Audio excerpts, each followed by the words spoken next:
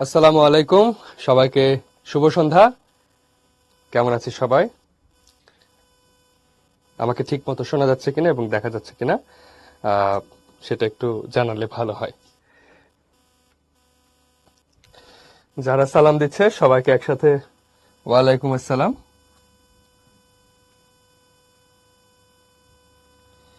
ওকে,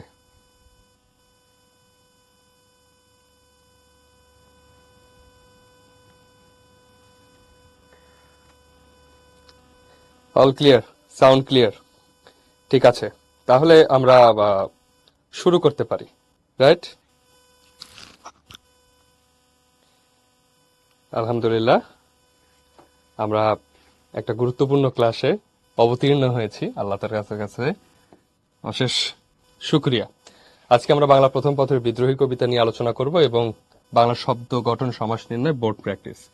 সমাসের এর আগে ক্লাস হয়েছে না তোমাদের? সমাস, সমাস রিলেটেড এর আগে একটা ক্লাস খুব সম্ভবত তোমাদের হয়েছে। আজকে শুধু আমরা বোর্ড প্র্যাকটিসের যে অংশটুকু সেটুকু নিয়ে আলোচনা করব। Right or wrong? ওকে,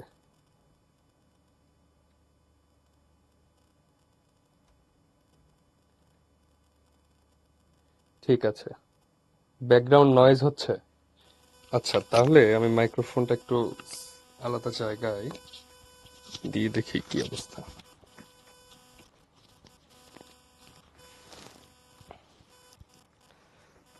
এখন ঠিক আছে কিনা একটু জানাও তো সবাই।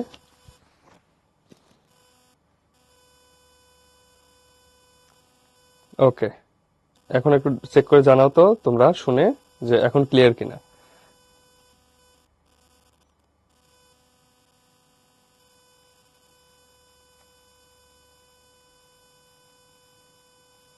ঠিক আছে, তাহলে চলো আমরা শুরু করি। বাংলা প্রথম পত্র নিয়ে আলোচনা করবো আজকে। বিদ্রোহী কবিতা। বিদ্রোহী কবিতা তোমরা জানো যে আহ, আমাদের বাংলা সাহিত্যের অন্যতম গুরুত্বপূর্ণ একটা কবিতা। আচ্ছা, সাউন্ড এখনো প্রবলেম হচ্ছে কেন আমি আসলে বুঝতেছি না।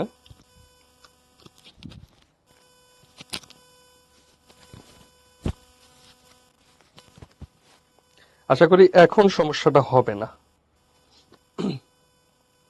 ওকে, এখন কি সমস্যা হচ্ছে একটু জানাও, তাহলে আমরা শুরু করে দেবো। খুব দ্রুত কমেন্ট করে জানাও যে এখন প্রবলেম হচ্ছে কিনা। নয়েজ হচ্ছে?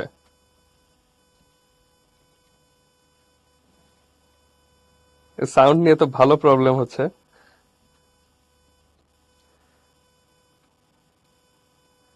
ওকে, আচ্ছা, জাস্ট এ মিনিট, আমরা একটা সাউন্ড নিয়ে একটু।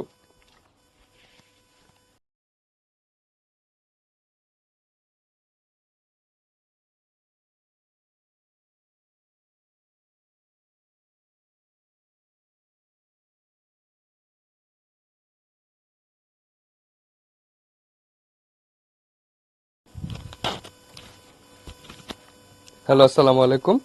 তোমরা এখন শুনতে পাচ্ছ কিনা ঠিক মতো, এবং কোনো ব্যাকগ্রাউন্ড নয়েজ কিংবা অন্য কিছু শোনা যাচ্ছে কিনা একটু আমাকে কমেন্ট করে জানাও তো সবাই টিচার ইনবক্সে যে ঠিকঠাক আছে কিনা।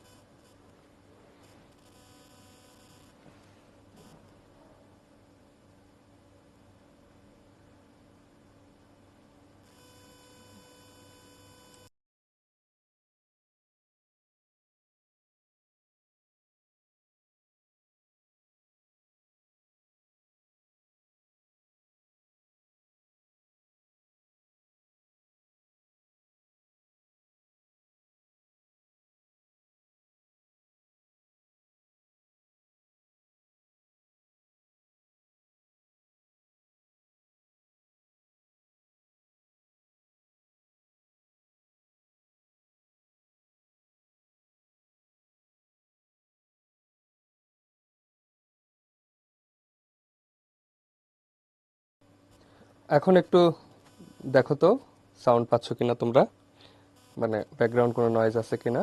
আমরা সাউন্ডটা চেক হলে ক্লাসটা শুরু করে দেবো ইনশাল্লাহ।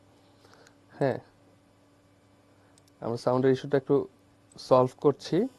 তো তোমাদেরকে আহ, ধৈর্য রাখার জন্য অনুরোধ করছি।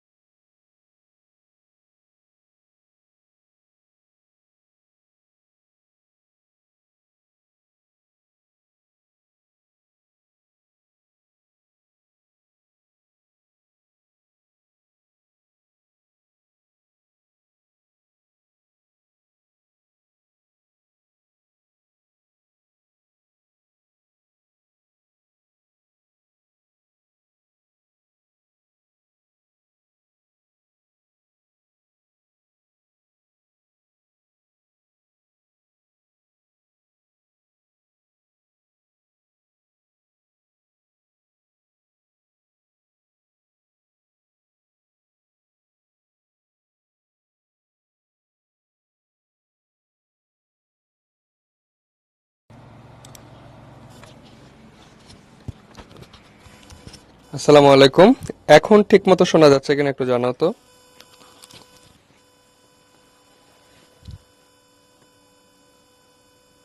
আমরা সাউন্ড নিয়ে একটু কাজ করছি।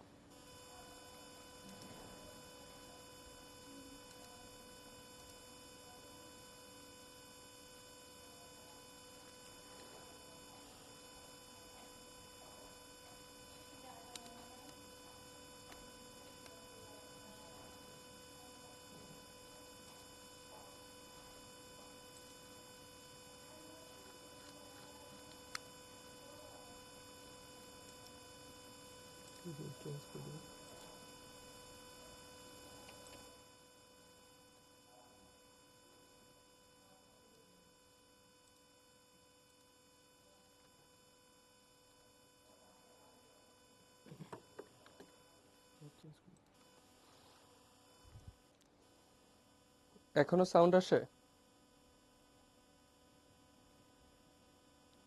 একটু ধৈর্য রাখার জন্য অনুরোধ করছি, একটু সবর করো।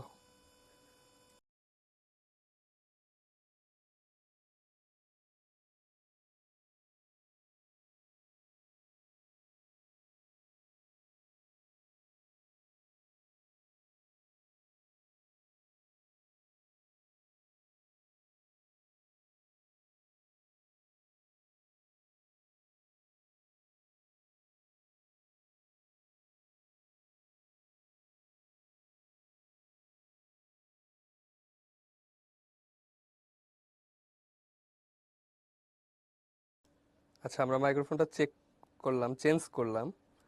এখন কি ঠিক আছে কিনা একটু জানাও তো।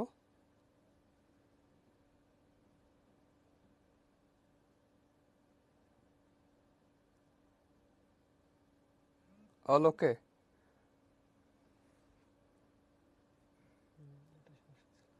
ওকে, আলহামদুলিল্লাহ। যাক, আমরা ফাইনালি সলভ করতে পারছি। Thank you, thank you for your patience. তোমাদেরকে ধৈর্য নিয়ে আমার সাথে সহযোগিতা করার জন্য অসংখ্য ধন্যবাদ। এবং তোমাদের যারা ধৈর্য হারা হয়ে গেছে, আল্লাহ তাদেরকে ধৈর্যশীল করুক, এই প্রার্থনা করি, এই দোয়া করি। চলো তাহলে আজকে আমরা শুরু করতে পারি। আমাদের আজকের পাঠ হলো বিদ্রোহী কবিতা কাজী নজরুল ইসলামের।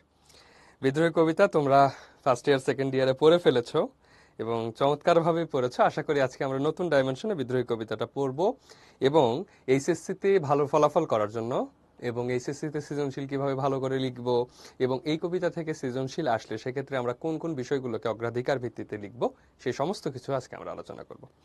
অলরাইট, যাদের সাউন্ড কম লাগতেছে তারা ফোনের ভলিউমটা বাড়ায় দাও, ঠিক আছে?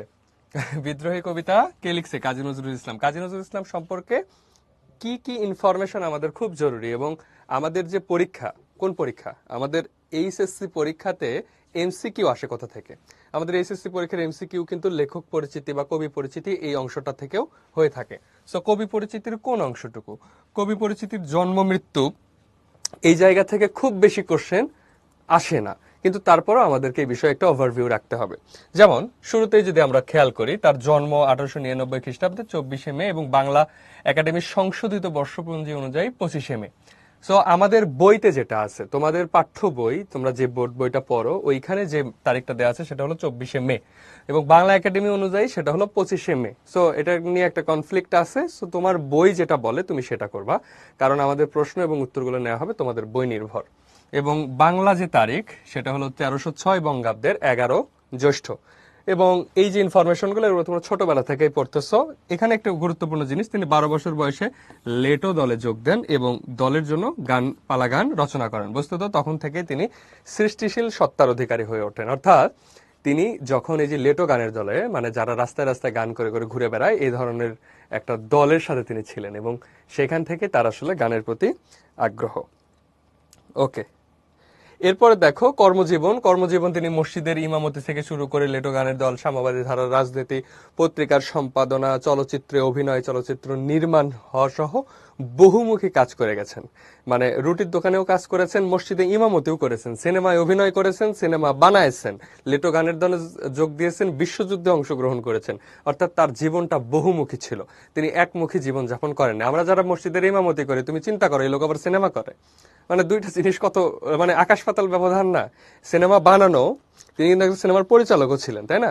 সো তার জীবনটা ছিল একটু ডাইভার্সিভ, তিনি বিভিন্ন ভাবে জীবন যাপন করেছেন। এবং বিশ্বযুদ্ধে অংশগ্রহণ দেখো, 1914 সালে শুরু হওয়া যে প্রথম বিশ্বযুদ্ধ, দশম শ্রেণীর ছাত্র থাকা অবস্থায় তিনি 1917 সালে 49 নম্বর বাঙালি রেজিমেন্টে যোগদান করেন, এবং পরবর্তীতে তিনি সৈনিক হিসেবে যোগদান করলে হাবিলদার পদে উন্নীত হন, অর্থাৎ প্রমোশন পেয়ে হাবিলদার পর্যন্ত হয়।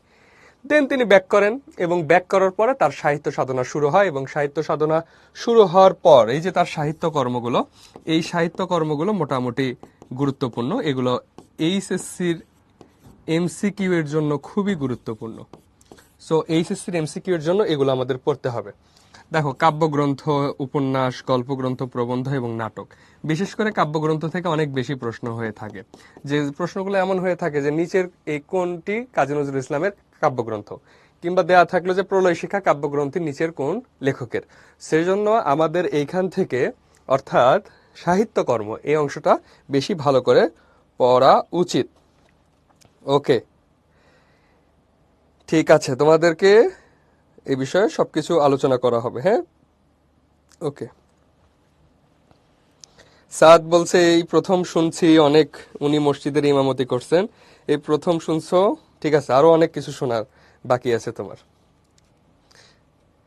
আচ্ছা,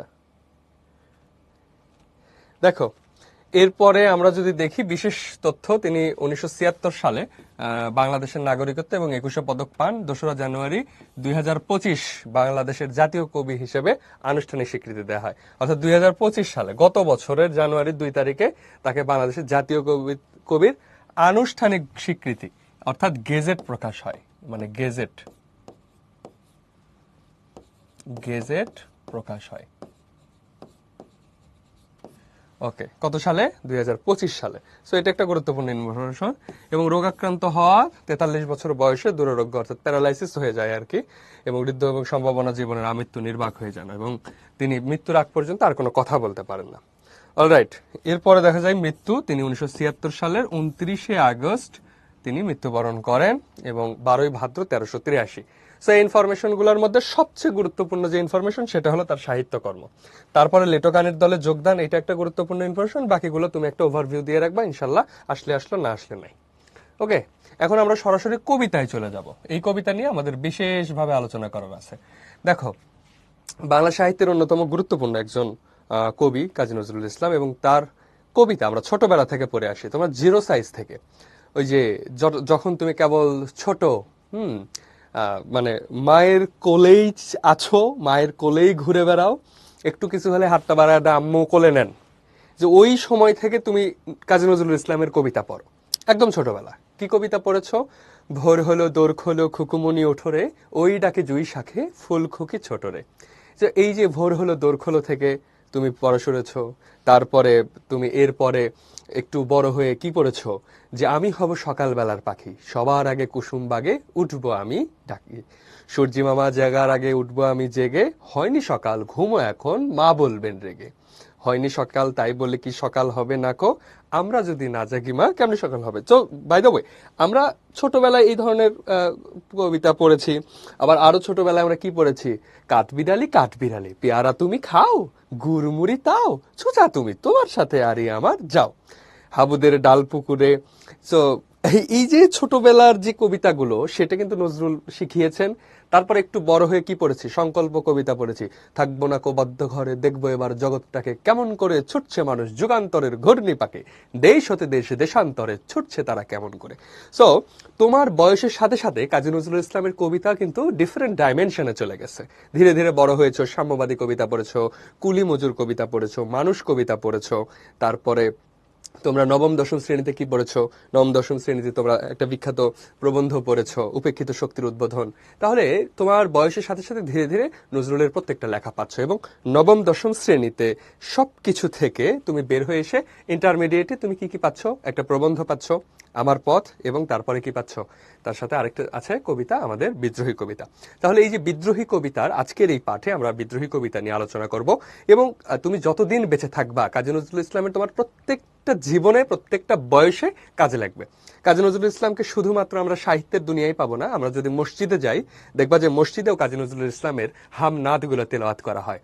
যেমন আমরা যখন মিলাদ পড়ি, ইয়া নবী সালামু আলাইকা, ইয়া রাসূল সালামু আলাইকা, ইয়া হাবিব সালামু আলাইকা, এটার পরে দেখবা যে ইমাম সুর ধরে একটা গান গায়, যে তুমি যে নূরেরও নবী, নিখিলে ধ্যানেরও ছবি, তুমি না এলে দুনিয়ায় আধারে ডুবিত সবই। তারপরে আবার বলে ইয়া নবী সালামু আলাইকা, ইয়া রাসূল সালামু আলাইকা। দেখো মসজিদে যখন যাচ্ছ, কি চমৎকার প্রার্থনার সঙ্গীত। তারপরে তুমি যদি গজল গাও, দেখবা তোরা দেখে যা আমিনা মায়ের কোলে, তো দেখে যা আমিনা মায়ের কোলে। এই যে গজলটা, দুনিয়া সুন্দর, পৃথিবী সুন্দর, সুন্দরে সুন্দরে পাল্লা, জানি না কত সুন্দর তুমি আল্লাহ, এখান থেকে শুরু করে তুমি ধরো আরো চমৎকার চমৎকার যদি গান জানো, কিংবা কোরবানি কবিতা পড়ো, ওমর ফারুক কবিতা পড়ো, কিংবা নজরুলের আরো চমৎকার চমৎকার কিছু সাহিত্য আছে সেগুলো পড়ো। তার মধ্যে তুমি ধর্মীয় অনুভূতি, দ্রোহ চেতনা, সাম্যবাদ, নারী, কুলি মজুর, প্রত্যেকটা শ্রেণীর মানুষের ভাষা পাবে, শিশুদের ভাষা পাবে, যুবকদের ভাষা পাবে, বৃদ্ধের ভাষা পাবে, প্রেমের ভাষা পাবে, শীতলতার ভাষা পাবে, দ্রোহের ভাষা পাবে। নজরুল আমাদের প্রত্যেকের জীবনে এত চমৎকারভাবে অংশগ্রহণ করেছে, তার প্রত্যেকটা লেখা আমাদেরকে চমৎকারভাবে অনুপ্রাণিত করে। চলো তাহলে আমরা বিদ্রোহী কবিতায় ঢোকার আগে এই কবিতা কি নির্ভর এই বিষয়ে একটা আলোচনা করি। বিদ্রোহী কবিতা তিনি কেন লিখেছেন, তার পেছনে তো নিশ্চয় একটা কাহিনী আছে। এবং এই কবিতাটি লেখা হয়েছে কত সালে? 1921 সালে। 1921 সালে যখন এই কবিতাটা লেখা হয়েছে তখন তার বয়স কত? 1899 সালে যে মানুষটা জন্মগ্রহণ করে, 1921 সালে তার বয়স কত? মাত্র 22 বছর বয়সে তিনি এই কবিতাটি লিখেছেন। তোমরা অনেকেই কিন্তু সেই 22 বছরের কাছাকাছি বয়সে চলে যাচ্ছ, কিংবা আমি নজরুলের সেই বয়সটা পার করে আসছি। আমি কি লিখতে পেরেছি? পারিনি। নজরুল নিশ্চিতভাবেই চমৎকারভাবে সাহিত্যিক এই টার্মটাতে অনেক বেশি পারদর্শী ছিলেন, এবং তার পারদর্শিতা এবং পারঙ্গমতা যা বিশেষভাবে প্রকাশ পেয়েছে এই কবিতায়।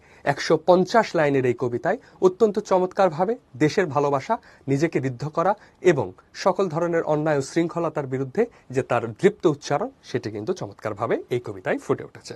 চলো আমরা তাহলে একটু আরো আগে এগিয়ে যাই, রাইট? তো নজরুলের সাহিত্য নিয়ে আলোচনা করতে মানে শেষ হবে না। নজরুলের কিছু কালজয়ী ব্যাপার আছে। যেমন রমজান মাসে আমাদের একটা গান প্রায় শোনা হয়। রমজান মাস না, আমাদের ঈদের সময় আমরা যে গানটা শুনি, ওমন রমজানের ওই রোজার শেষে এলো খুশির ঈদ, তুই আপনাকে আজ বিলিয়ে দে আসমানি তাগিদ। এই গানটা গত 100 বছর ধরে প্রত্যেকটা ঈদে মানুষ গায়, আনন্দে গায়। তুমি চিন্তা করো, এই গানকে বিট করার মতো কোনো গান আজও পৃথিবীতে আসে নাই। আমার মনে হয় না কখনো এই গানকে বিট করার মতো কোনো গান আসবে। ঠিক তেমনি বিদ্রোহী কবিতা এমন একটি কবিতা, যে কবিতার শব্দগুলো সবচেয়ে সুন্দর, চমৎকার এবং অত্যাশ্চর্য। এই কবিতাগুলোকে, প্রতিটা শব্দকে রিপ্লেস করার মতো কোনো কবিতায় আজ পর্যন্ত পৃথিবীর কেউ মনে হয় লিখে নাই। এবং আমার মনে হয় বাংলা সাহিত্য যতদিন বেঁচে থাকবে, বিদ্রোহী কবিতা সেরকম উজ্জ্বল হয়ে বেঁচে থাকবে।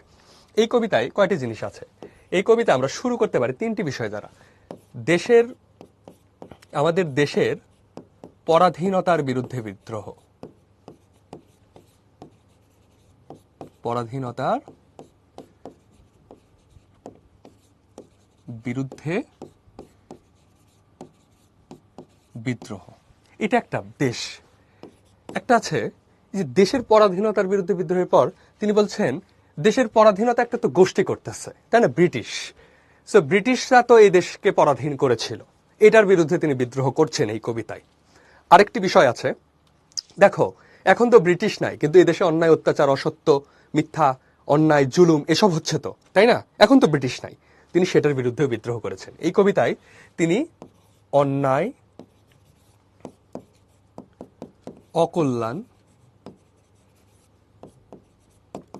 অসত্যের বিরুদ্ধে বিদ্রোহ করেছেন, অসত্যের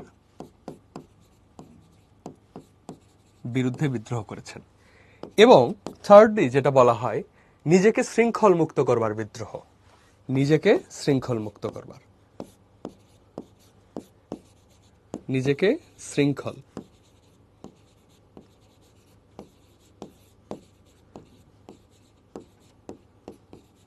করবার বিদ্রোহ। ওকে, এই তিনটা জিনিস এই কবিতায় পাই। আর এই কবিতার যে ভাষা, এই ভাষাগুলো আমরা কোথা থেকে দেখব? এটা একটা রোমান্টিক কবিতা। রোমান্টিক মানে হলো অকাল্পনিক, এটা একটা কাল্পনিক বিদ্রোহ।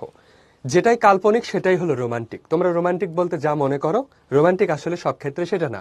ওটা যেহেতু কাল্পনিক, যে তোমার সাথে আমার দেখা হবে, অন্য কোনো আশা থাকে, যে আশাটা কাল্পনিক আশা, এজন্য এটাকে রোমান্টিক বলা হয়। এবং এই বিদ্রোহী কবিতার যে ভাষাগুলো, এই ভাষাটাও রোমান্টিক ভাষা, কাল্পনিক ভাষা। দ্রোহ মূলত দুই ধরনের, দুই ভাগে ভাগ করা যায়। একটা হলো সশস্ত্র বিদ্রোহ, যেখানে ট্যাঙ্ক, গোলা বারুদ, বোমারু, বিমান থেকে শুরু করে রণতরী সবকিছু কাজে লাগে। আর এখানে কাজে লাগে শব্দ, শব্দের একটা শক্তি আছে। তুমি যদি কাউকে বলো, এই তোমাকে কিন্তু পিট্টি দেবো, হ্যাঁ, তুমি যদি পিট্টি দেবে বলো, তাহলে মনে হবে যে কি আলতো করে মারবে, যে মাইর দিব, মাইর দিব বলে আরেকটু বলে যে একদম থাপ্পড় দেবো। কিন্তু এই যে থাপ্পড় দেবে, এটা কিন্তু আরেকটু পাওয়ারফুল। থাপড়া তোমার দাঁত ফালায়া দেবো, হ্যাঁ, তাই না? এই যে থাপড়া দাঁত ফালায়া দেবো, এইটা পর্যন্ত আরেকটু পাওয়ারফুল। তুমি থাপড়া তোমার দাঁত একদম হজম করে ফেলবো, এইটা আরেকটু পাওয়ারফুল। সেইগুলো কিন্তু আমি কিন্তু বেত ব্যবহার করিনি, লাঠি, বন্দুক কিছুই ব্যবহার করিনি, জাস্ট শব্দ। আমি সাউন্ড করার মাধ্যমে, শব্দ উচ্চারণ করার মাধ্যমে কিন্তু আমি আমার শক্তিমত্তার পরিচয় দিচ্ছি। সো বিদ্রোহী কবিতায় নজরুল এই শব্দগুলো ব্যবহার করেছেন শক্তির পরিচয় দিতে। এই শব্দগুলো তিনি কোথা থেকে নিয়েছেন, তাই না? সো এই শব্দগুলো নিয়েছেন তিনি পুরাণ থেকে, পৌরাণিক। সো কি কি কোন জায়গা থেকে শব্দ নেই? তিনি শব্দ নিয়েছেন মোটামুটি 4টা জায়গা থেকে। এক নাম্বার হলো হিন্দু পুরাণ, হিন্দু পুরাণ। 2 নাম্বার হলো মুসলিম ঐতিহ্য,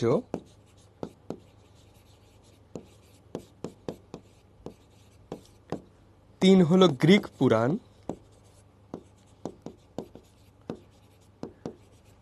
এবং 4 হলো ঐতিহাসিক চরিত্র।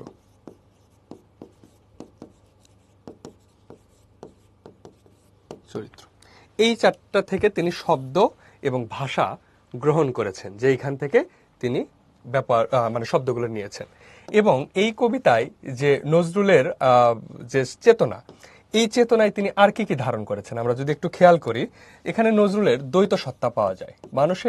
প্রত্যেকটা মানুষের ভেতরে 2টা করে সত্তা থাকে, একটা কঠোর সত্তা, একটা কোমল সত্তা, একটা সফটনেস, একটা কোমলতা, তাই না, থাকে, আর একটা কঠোরতা। সে প্রচন্ড রাগী মানুষ, কিন্তু একটা ছোট বাচ্চাকে কোলে নিলেও সে ছোট বাচ্চাকে হাসানোর চেষ্টা করে, কণ্ঠ বদল করে, মুখ ভেঙচি কেটে, হ্যাঁ, নানাভাবে সে হাসানোর চেষ্টা করে। তাহলে এখানে দ্বৈত সত্তা, একটা হলো কঠোর সত্তা,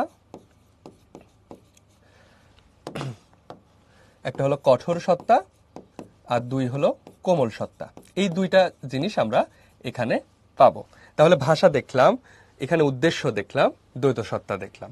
এবং টোটালি যদি এই কবিতার মূল কথা যদি আমরা বলি এক কথায়, যে এই কবিতার টোটাল কথা যদি আমরা এক লাইনে বলতে যাই, তাহলে তিনি কি করতে চান? তিনি আসলে চান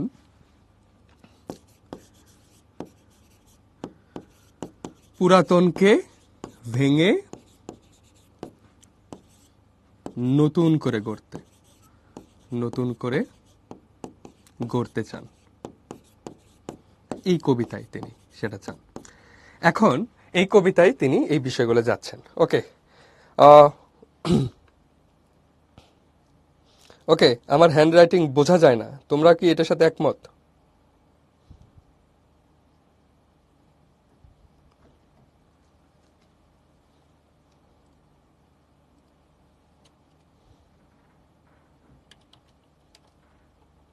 আমার আমার লেখাগুলো বোঝা যায়? ওকে, হ্যান্ডরাইটিং ক্লিয়ার, ঠিক আছে। একজন বলল যে বোঝা যায় না, আশা করি বোঝা যাবে। স্লাইডটা বড় করে লিখছি, আচ্ছা এরপর আরো ভালো করে লেখার চেষ্টা করব। আহ, দেখো, খেয়াল করো, আমরা যদি একটু চিন্তা করি যে এই কবিতাটিতে তিনি প্রথমে কি বলছেন। এখানে একজন, মানে দুইটা চরিত্র আছে, একজন গুরু আর একজন শিষ্য। গুরু তার শিষ্যকে বলছে যে নিজেকে বলো, নিজেকে কি বলো, বলো বীর, সবাইকে বলছে বলো বীর, বলো উন্নত মমশির, যে সবাইকে বলছে তুমি নিজেকে বীর বলো, এবং নিজের শির, অর্থাৎ শির মানে হলো মাথা, শির মানে মাথা, অর্থাৎ আমার মাথা, আমার মস্তিষ্ক সবচেয়ে উন্নত, বলবীর চির উন্নত মমশির। মম শব্দের অর্থ হলো আমার, তাহলে আমার শির সবচেয়ে উন্নত। এরপর বলছে শির নেহারি আমারি, নত শির ওই শিখর হিমাদ্রির। শির নেহারি আমারির পর একটা কমা আছে, এই কমাটা খেয়াল রাখতে হবে, কারণ এই পর্যন্ত নেহারি শব্দের অর্থ হলো দেখে। তুমি চিন্তা করো, শির মানে হলো মাথা, যে আমার উন্নত মাথা। এখানে মাথা বলতে যে তার মাথা হাইটে লম্বা, তিনি 6 ফিট বা 7 ফিট হাইটের, এরকম না। অর্থাৎ তার চিন্তা, তার স্মার্টনেস অনেক বেশি। এজন্য বলছে শির নেহারি আমারি, আমার শির দেখে নত শির ওই শিখর হিমাদ্রির, অর্থাৎ হিমালয়ের শিখর পর্যন্ত মাথা নত করে। ক্যান ইউ ইমাজিন, যে যার ভয়ে হিমালয়ের শিখর পর্যন্ত মাথা নত করে, তাকে দেখে তো পৃথিবীর আর কেউ মাথা নত করা বাকি রাখে না। সো এই জন্য এটা রোমান্টিক কবিতা। কেন? এখানে একটা কাল্পনিকতা আছে। সো নতশির ওই শিখর হিমাদ্রির, হিমাদ্রির মানে হলো হিমালয়, হিমালয়। ওকে, এরপর যখন বলছে আমি চির দুর্দম, চির দুর্দম, এই যে চির দুর্দম মানে কি? শুধু দুর্দম মানে হলো, দুর্দম শব্দের অর্থ কি বলো তো দেখি, তোমরা বলো তো দেখি, দুর্দম শব্দের অর্থ কি? কে কে বলতে পারো দেখি, দুর্দম শব্দ অর্থ কি?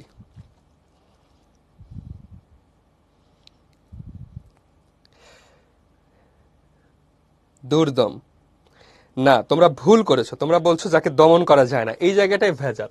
দুর্দম মানে হলো যাকে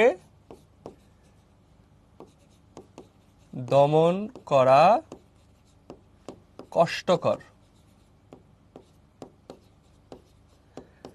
কি অদম্য মানে হলো যাকে দমন করা যায় না, অদম্য মানে হলো যাকে দমন করা যায় না, কিন্তু দুর্দম মানে যাকে দমন করা কষ্টকর। দমন করা যায় বাট কষ্টকর, দুষ্পরিবর্তনীয় এবং অপরিবর্তনীয়। দেখো, বাংলাদেশের সংবিধান অপরিবর্তনীয় নয়, দুষ্পরিবর্তনীয়, অর্থাৎ এটা পরিবর্তন করা অনেক চ্যালেঞ্জিং, কঠিন। আর অপরিবর্তনীয় যেমন আল কোরআন, আল হাদিস, এগুলো অপরিবর্তনীয়, এগুলোকে কখনোই চেঞ্জ করা সম্ভব না, এই জন্য এটা অপরিবর্তনীয়। দুর্দম মানে যাকে দমন করা কষ্টকর, আর অদম্য মানে হলো যাকে দমন করাই যায় না, সেটা হলো অদম্য। সো এটাই, এই শব্দের পার্থক্যটা একটু বুঝতে হবে। কিন্তু যখন আপনি বলছেন যে চিরদুর্দম, তখন সেটাই হয়ে যাচ্ছে অদম্য। যাকে দমন করা কষ্টকর সেটা হলো দুর্দম। তিনি শুধু যদি বলতেন আমি দুর্দম দুর্বিনীত নৃশংস, আমি দুর্দম বললে সেখানে বলা হতো যে তাকে দমন করা কষ্টকর। কিন্তু যখন বলছে চিরদুর্দম, তখন মানে দমন করা যাচ্ছেই না, কষ্টকর কিন্তু কখনোই যাচ্ছে না, কারণ সব সময়ের জন্য চিরকাল ধরে যে দুর্দম, সেটাই হলো চিরদুর্দম। এবং চিরদুর্দম মানে হলো অদম্য। শুধু দুর্দম মানে হলো দমন করা কষ্টকর, কিন্তু দমন করা যায়, কিন্তু চিরদুর্দমকে দমন করা যায় না। আশা করি ক্লিয়ার। এরপরে বলছে দুর্বিনীত, যার ভিতরে বিনয় নেই। বিনয় মানে কি? ভদ্রতা, ব্যবহার। কে একজন বলল এই চেয়ারটা একটু এগিয়ে দাও না, এই, আমি কেন আগায় দেবো তোমার চেয়ার, তুমি নিজের চেয়ার নিজে নাও। এটা বেয়াদবি হলো না? তুমি চাইলে দিতে পারো বাড়ির গ্লাস, খাবার পানি চাইলে, হ্যাঁ বলো আমি কেন তোমার খাবার পানি দেবো, এরকম একটা ভাবসাব আছে না, বিনয় নাই, বেয়াদব। কিন্তু তিনি বলছেন আমি দুর্বিনীত, তার বিনয় নাই। কেন বিনয় নাই? তিনি কাদের বিরুদ্ধে তিনি এই কথা বলছেন? ব্রিটিশদের বিরুদ্ধে, যারা অন্যায় করে, জুলুম করে, তাদের বিরুদ্ধে, জালিমদের বিরুদ্ধে তিনি বলছেন আমি চির দুর্দম দুর্বিনীত নৃশংস। নৃশংস মানে কি? ভয়ানক, মানে এখানে দয়ামায়াহীন, রাইট? নৃশংস। মহাপ্রলয়ের আমি নটরাজ। মহাপ্রলয় শব্দের অর্থ কি? মহাপ্রলয় মানে হলো সৃষ্টির ধ্বংসকাল। সৃষ্টির ধ্বংসকাল। আমরা ইসলাম ধর্ম মতে যেটাকে কিয়ামত বলি, হিন্দু ধর্ম মতে সেটাকে বলা হচ্ছে মহাপ্রলয়। তিনি বলছেন মহাপ্রলয়ের আমি নটরাজ। কি বলছেন? আমি নটরাজ। নটরাজ শিবের আরেকটা নাম, এবং তোমরা জেনে রাখবা শিবকে এখানে বলা হচ্ছে মহাপ্রলয়ের নটরাজ, কারণ শিবের তাণ্ডব নৃত্যের মাধ্যমে পৃথিবীতে মহাপ্রলয়ের সৃষ্টি হবে হিন্দু ধর্ম মতামত অনুযায়ী। সো তিনি সেই পৌরাণিক হিন্দু পুরাণের যে শব্দগুলা সেগুলো ব্যবহার করছেন। দেখো, হিন্দু পুরাণ থেকে তিনি বলছেন মহাপ্রলয়ের আমি নটরাজ, আমি সাইক্লোন, আমি ধ্বংস, আমি সাইক্লোন, আমি ধ্বংস। তিনি সাইক্লোনের মতো, এবং তিনি বলছেন আমি সবকিছু ধ্বংস করে ফেলবো। তিনি বলছেন আমি মহাভয়। মহাভয় মানে সবচেয়ে বড় ভয়। কাদের বিরুদ্ধে? ব্রিটিশদের বিরুদ্ধে, যারা জালিম, হ্যাঁ, যারা জুলুম করে তাদের বিরুদ্ধে তিনি মহাভয়। আমি অভিশাপ পৃথ্বীর। এখানে পৃথ্বীর আমাদের বইতে শব্দের অর্থতে দেওয়া আছে, পৃথ্বীর শব্দের অর্থ হলো পৃথিবীর, তাই না? কিন্তু এটা একটা পৌরাণিক কাহিনী আছে। এটা পৃথ্বী, যে একটা রাজা বেনের পুত্র পৃথ্বীর সেই একটা পৌরাণিক কাহিনী আছে, যেখানে পৃথ্বীর অভিশাপের কারণে সারা পৃথিবী শুষ্ক হয়ে গেছিল, মরুভূমি হয়ে গেছিল। সেইখান থেকেই তিনি মূলত বলছেন, এত ডিটেলসে যাওয়া সম্ভব না আমাদের সময়ের কারণে, কিন্তু স্বাভাবিকভাবে জেনে রাখো এটা একটা পৌরাণিক কাহিনী আছে, কিন্তু নর্মালি মনে রাখতে পারো তার নাম থেকে পৃথিবীর নাম করা হয়েছে, এবং সেইখান থেকে বলতে পারি আমরা মহাপৃথিবীর পৃথ্বীর সেই অভিশাপের সাথে তুলনা করা হচ্ছে, যে এই পৃথিবীকে তিনি অভিশাপ দিয়ে ভরিয়ে ফেলবেন। কোন পৃথিবীকে? শোষকের পৃথিবীকে। আমি দুর্বার, আমি ভেঙে করি সব চুরমার। তিনি দুর্বার। দুর্বার মানে কি? কোনো কিছু বাধা মানে না। আমি দুর্বার, আমি ভেঙে করি সব চুরমার। আমি অনিয়ম শৃঙ্খল, আমি দলে যাই যত বন্ধন, যত নিয়ম কানুন শৃঙ্খল। এই যে বলছেন আমি ভেঙে করি সব চুরমার, আমি অনিয়ম শৃঙ্খল, তিনি কোন নিয়মের অনিয়ম? ব্রিটিশরা যে নিয়ম করে গেছেন, শোষকরা যে নিয়ম করেছেন, শাসকরা যে নিয়ম করেছেন, জালিমরা যে নিয়ম করেছেন, নির্যাতকরা যে নিয়ম করেছেন, এই নিয়মের তিনি অনিয়ম করেন। আমি অনিয়ম শৃঙ্খল, আমি দলে যাই যত বন্ধন, যত নিয়ম কানুন শৃঙ্খল। তাহলে কি কি দলে যাইছে? দলে যায় মানে কি? পা পিষিয়ে যাওয়া, হ্যাঁ, পা দিয়ে মারিয়ে যাওয়া। তোমার ধরো পায়ের নিচে একটা ওই কি বলে, মানে একটা পোকা পড়েছে, হ্যাঁ, পোকা কামড় দিতে পারে, তুমি পা দিয়ে পিষে দিলা, এটা কেমন হইলো? এটা দলে যাওয়া। হ্যাঁ, আমি কোনো কিছু মানি না। সে তিনি দলে যায়। কি কি দলে যায়? যত বন্ধন দলে যায়, যত নিয়ম দলে যায়, এবং কানুন দলে যায়, এবং শৃঙ্খল দলে যায়। তিনি সবকিছুকে দলে যায়, অর্থাৎ তার কোনো শৃঙ্খল নাই। কেন শৃঙ্খল নাই? মানুষের যদি শৃঙ্খল না থাকে তাহলেই সেই মানুষ অসাধ্য সাধন করতে পারে। কেমন শৃঙ্খল? পারিবারিক শৃঙ্খল, পারিবারিক বন্ধন।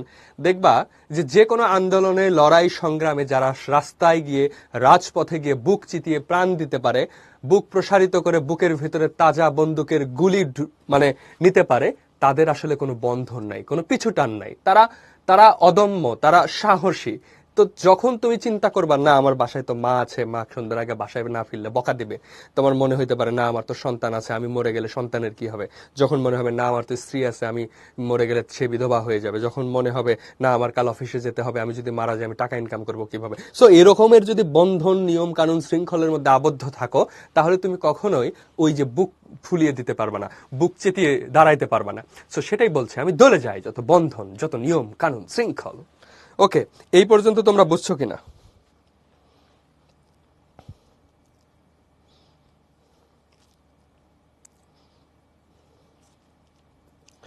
ওকে, ক্লিয়ার? ঠিক আছে, তাহলে আমরা নেক্সট স্লাইডে যাই। রাইট?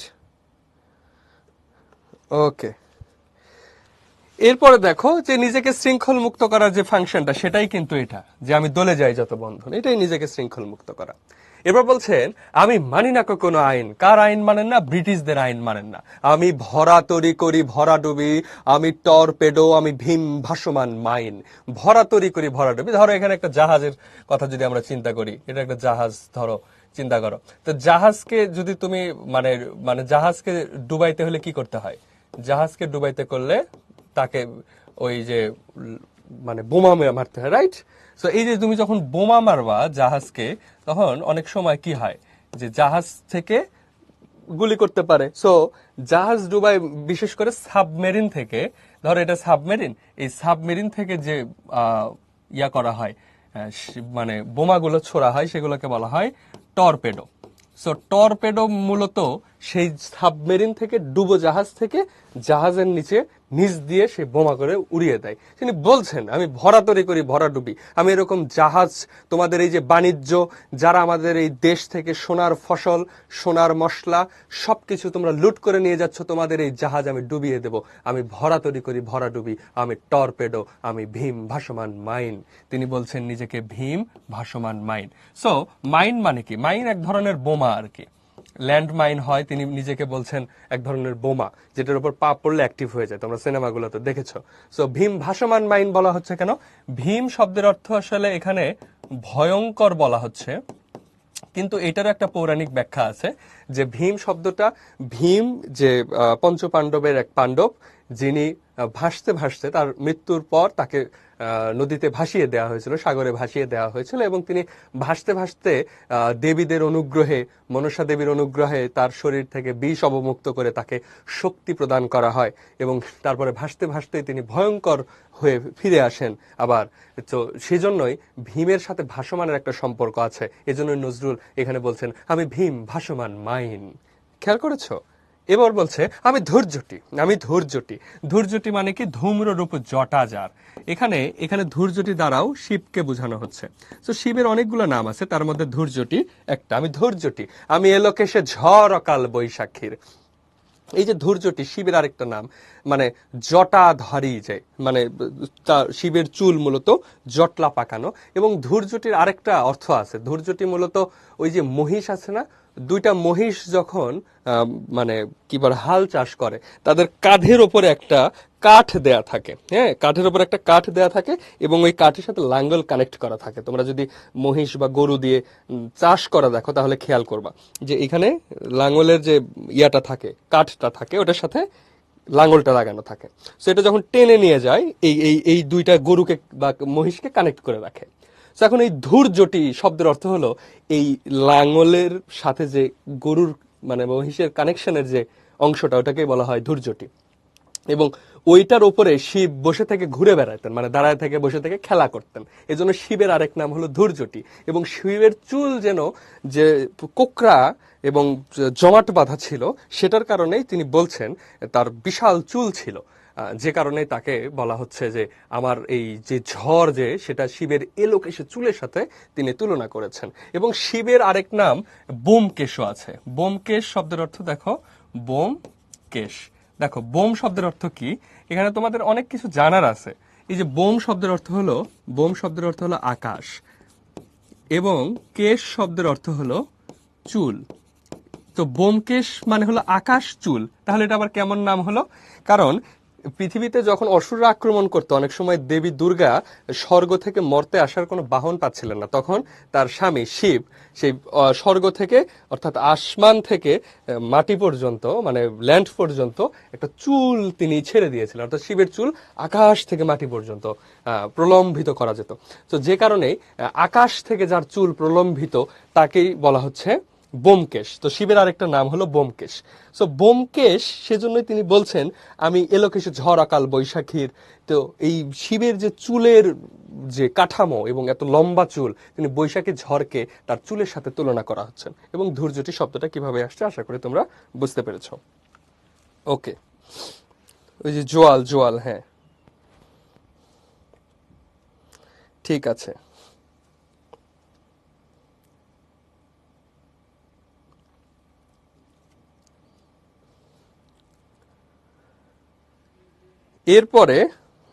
এরপরে আমরা যখন যাচ্ছি, তিনি বলছেন যে আমি বিদ্রোহী।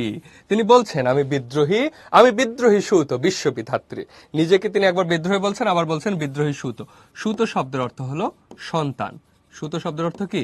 সন্তান। বিশ্ববিধাত্রীর, আমি এই বিশ্ববিধাত্রী বিদ্রোহী সন্তান। বলে দুষ্ট সন্তান, পাজি সন্তান, বেয়াদব শয়তান আছে না, নজরুল বলছে আমি বিদ্রোহী সুত বিশ্ববিধাত্রী। আর পুরা পৃথিবীর তিনি বিদ্রোহী সন্তান। এরপরে আবার বলছে বলবীর চির উন্নত মম শির, যে বীর আমার শির সবচেয়ে উন্নত। এরপর দেখো নজরুলের দ্বৈত সত্তা এখানে আমরা দেখতে পাবো। আমি সৃষ্টি, আমি ধ্বংস। দেখো সৃষ্টি এবং ধ্বংস পরস্পর বিপরীত। সৃষ্টি কি? সুন্দর, এবং ধ্বংস কি? অসুন্দর। সৃষ্টি কি? কোমল সত্তা, ধ্বংস কি? কঠোর সত্তা। কোমল ছাড়া, কোমলতা ছাড়া কোনো কিছু সৃষ্টি করা যায় না। তোমার হৃদয় যদি শান্ত না থাকে, তুমি কবিতাও লিখতে পারবে না, মাটির পুতুলও বানাইতে পারবে না, ওই রান্নাও করতে পারবে না, কিছুই বানাইতে পারবে না, মানুষ যদি কোমল না হয়। তো সৃষ্টি করতে হয় কোমল হৃদয়। তিনি বলছেন আমি সৃষ্টি এবং ধ্বংস করতে হয় খ্যাপা হয়ে, কঠোর হয়ে। তো দেখো এখানে দুইটা জিনিস আমরা পাশাপাশি পাচ্ছি, সৃষ্টি এবং ধ্বংস। এটা একটা প্যারাডক্স, অর্থাৎ এখানে পরস্পর বিপরীত জিনিসের তুলনা দেওয়া আছে। আমি সৃষ্টি, আমি ধ্বংস, আমি লোকালয়, আমি শ্মশান। দেখো লোকালয় কোমল একটা বিষয়, মানুষজন যেখানে আছে, শ্মশান ভয়ঙ্কর, রাইট, কঠোরতা। আমি লোকালয়, আমি শ্মশান, আমি অবসান, আমি নিশাবসান। অবসান মানে কি? মানে সবকিছুর অবসান হয়ে দিন শুরু। আর মানে অবসান মানে হলো সবকিছুর অবসান হয়ে যাওয়া, মানে শেষ হয়ে যাওয়া। আর নিশাবসান মানে কি? নিশা শব্দের অর্থ রাত, আর অবসান শব্দের অর্থ হলো মানে দিন, নতুন সকাল। নিশাবসান মানে হলো মানে রাতের শেষ, তাই না? রাতের শেষ মানে কি? দিনের শুরু। সো আমরা এখানে লিখতে পারি রাতের শেষ। আমি অবসান, নিশাবসান। আমি ইন্দ্রাণী সুত, হাতে চাঁদ ভালে সূর্য। ইন্দ্রাণী সুত, ইন্দ্রাণী সুত শব্দের অর্থ কি? সুত মানে তো সন্তান, আর ইন্দ্রাণীকে দেবতা ইন্দ্রের স্ত্রী, সো ইন্দ্রের স্ত্রীকে ইন্দ্রাণী বলছে। এবং ইন্দ্রাণী সুত দ্বারা আসলে কি বোঝায়? ইন্দ্রাণী সুত দ্বারা বোঝায় হলো দেবতা ইন্দ্রের পুত্র, তার নাম হলো জয়ন্ত, রাইট, জয়ন্ত। আমি ইন্দ্রাণী সুত, হাতে চাঁদ ভালে সূর্য। হাতে কি? হাতে হলো চাঁদ, আর ভালে, ভাল মানে কি? ভাল মানে হলো কপাল, আমাদের ফোরহেড আর কি, কপাল। এই যে এই অংশটা কপাল, ভালে সূর্য থাকে। তাহলে সূর্য কি? কঠোরতার প্রতীক। চাঁদ কি? কোমলতার প্রতীক। সো তিনি বলছেন আমি ইন্দ্রাণী সুত, হাতে চাঁদ ভালে সূর্য, মম এক হাতে বাঁকা বাঁশের বাঁশরি, আর হাতে রণতুর্য। সো এক হাতে হলো বাঁশি, মানে বাঁশি কি কঠোরতার প্রতীক না কোমলতার প্রতীক? নিশ্চিতভাবে বাঁশি একটা কোমল বিষয়। আর আরেক হাতে কি? রণতুর্য। রণতুর্য শব্দের অর্থ কি? রণতুর্য শব্দের অর্থ হলো যুদ্ধের অস্ত্র। তো যুদ্ধের অস্ত্র, এক হাতে বাঁশের বাঁশরি, এক হাতে রণতুর্য। এখানে কি ফুটে উঠেছে? এখানে একই সাথে প্রেম এবং দ্রোহ চেতনা ফুটে উঠেছে। বাঁশি দ্বারা প্রেম বোঝায়, আর রণতুর্য দ্বারা দ্রোহ বোঝায়। তাহলে এখানে আমরা বলতে পারি প্রেম ও দ্রোহ, এই দুইটা জিনিস কিন্তু এখানে ফুটে উঠেছে। এবং এইটা দ্বারা মূলত শিবকে বোঝানো হচ্ছে, দেবতা শিব না, দেবতা শিব না, দেবতা কৃষ্ণ। শিব শিব করতে করতে আমরা শিবের কথা বলে ফেলছি। ওকে, দেবতা হয়েছে, দেবতা, দেবতা শ্রীকৃষ্ণকে বলা হচ্ছে। ওকে, এই পর্যন্ত তোমরা বুঝছো কিনা? এইখানে কোনো সমস্যা আছে?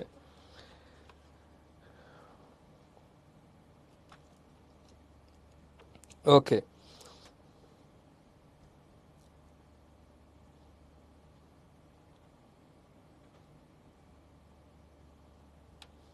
All clear? ওকে,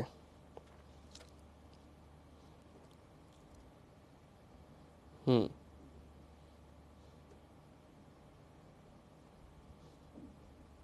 ঠিক আছে। তাহলে আমরা নেক্সট স্লাইডে চলে যাব। ওকে, এরপরে দেখো তিনি বলছেন আমি বেদুইন, আমি চেঙ্গিস। নিজেকে তিনি বেদুইন বলছেন। বেদুইনকে আরবের যাযাবর জাতি, আর চেঙ্গিস একজন যোদ্ধা। তো এক যাযাবর জাতি, যাযাবর, যাদের নিজের কোনো কি নেই, নিজের কোনো ঘর বাড়ি নেই, চেঙ্গিস খানকে একজন যোদ্ধা। তো তিনি বলছেন আমি একই সাথে যাযাবর, একই সাথে যোদ্ধা। অনেকটা বিপরীত, কিন্তু ভাবের দিক থেকে আবার দুটো একই। যে চেঙ্গিস খানও যেমন যুদ্ধ করে লড়াই করে টিকে থেকেছেন, যাযাবররা, বেদুইনরাও মরুভূমির বুকে সেই লড়াই সংগ্রাম করে টিকে থাকে। আমি বেদুইন, আমি চেঙ্গিস। আমি আপনারে ছাড়া করি না কাহারে কুর্নিশ। এই যে আমি আপনারে ছাড়া করি না কাহারে কুর্নিশ, আমি নিজেকে ছাড়া কারো কাছে মাথা নত করি না, আপনার ছাড়া। ওই যে একটা পুষ্পা সিনেমার একটা ডায়লগ আছে না, যে ঝুঁকেগা নেহি সালা। তো এখানে যে এই যে বলছে আমি কাউকে দেখে মাথা নত করি না, ঝুঁকি না। তো সেটাই বলা হচ্ছে যে আমি আপনারে ছাড়া করি না কাহারে কুর্নিশ। এই আপনারে মানে হলো নিজেকে, নিজেকে। ওকে, এরপরে দেখো আমি বজ্র, আমি ঈশান বিশানে অঙ্কার। তো বজ্র মানে কি? বজ্র মানে কি? আকাশের বজ্রপাত, এই যে বা ঠাডা যেটাকে বলে, হ্যাঁ, লাইটনিং। আমি ঈশান বিশানে ওঙ্কার। দেখো ঈশান কি? ঈশান একটা দিকের নাম, আবার ঈশানের দুইটা অর্থ আছে। দেখো ঈশান হইল একটা দিক, আবার ঈশান হলো শিবেরও আরেকটা নাম। ঈশান হলো শিবেরও আরেকটা নাম, আর ঈশান দিকেরও আরেকটা নাম। তো ঈশান মানে যদি আমরা এখানে শিব ধরে নেই, আর বিশান মানে হলো কি, বিশান মানে হলো বাঁশি। ঈশান বিশানে ওঙ্কার, ওঙ্কার মানে কি, ওই ওঙ্কার মানেও যা, এই হুঙ্কার মানেও তাই। হুঙ্কার মানেও যা বুঝে যদি বুঝো, তাহলে ওঙ্কার মানেও তাই, প্রকট শব্দ। তিনি বলছেন ঈশান বিশানে ওঙ্কার। তো এই বাঁশি কেমন বাঁশি, এই যে এই যে ধরো আমি যদি আঁকা একটু এরকম হয়ে, ধরো এই যে এরকম শিং, যেরকম এই যে এরকম বাঁশি আছে না, উ করে ওঠে, এই যে এরকম বাঁশি, ঠিক আছে। তো এখানে ফু দিতে হয়, বিশাল বড় বাঁশি এইরকম করে উঠে যায়, ঈশান বিশানে ওঙ্কার। সো শিবের যে বাঁশি, সেই বাঁশির ওঙ্কার পরের লাইনে বলছে আমি ইসরাফিলের সিঙ্গার মহাহংকার। তিনি একই সাথে কি করলেন, মানে হিন্দু পুরাণ এবং মুসলিম ঐতিহ্য দুইটা জিনিসকে একসাথে আনলেন। অর্থাৎ এখানে কিন্তু একটা অসাম্প্রদায়িক চেতনার ব্যাপার আছে। শুধু তো তিনি মুসলিম যে ঐতিহ্য, সেই ঐতিহ্যগুলোকে ব্যবহার করেনি, আবার শুধু হিন্দু ঐতিহ্য সেটাও ব্যবহার করেনি। সো তিনি কিন্তু রিমিক্স করেছেন, দুইটাকে মিক্স আপ করেছেন। সো দেখো, তিনি বলছেন আমি ঈশান বিশানে ওঙ্কার, আমি ইসরাফিলের সিঙ্গার মহাহুঙ্কার। দুইটা একই মিনিং দেয়, যে মিনিং এর কারণে, যে মিনিং এর দ্বারা বোঝায় যে আমি আমার এই বাঁশির চিৎকার দিয়ে, ইসরাফিলের সিঙ্গার হুঙ্কার দিয়ে পৃথিবীকে ধ্বংস করে দেব, পৃথিবীতে কিয়ামত সৃষ্টি করব, পৃথিবীতে মহাপ্রলয় সৃষ্টি করব। কোন পৃথিবীকে তিনি এভাবে মহাপ্রলয় দিয়ে, এই সব কিছু দিয়ে তছনছ করতে চান? তিনি জালিমের পৃথিবীকে, জুলুমের পৃথিবীতে, নির্যাতনকারীর পৃথিবীতে, অন্যায়ের পৃথিবীকে, অসত্যের পৃথিবীকে, সব জায়গায় সব সময় তিনি এই ওঙ্কারটা দিয়েছেন। ওকে,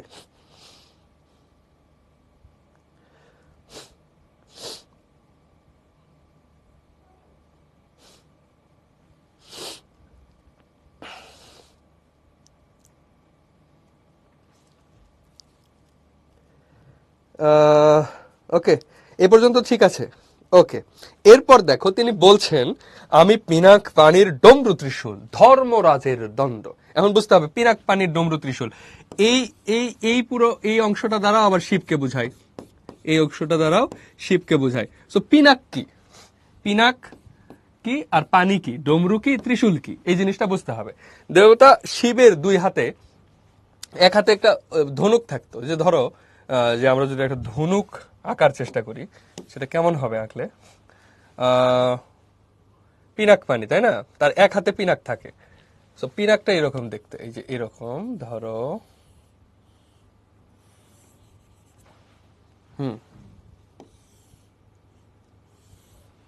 ঠিক আছে।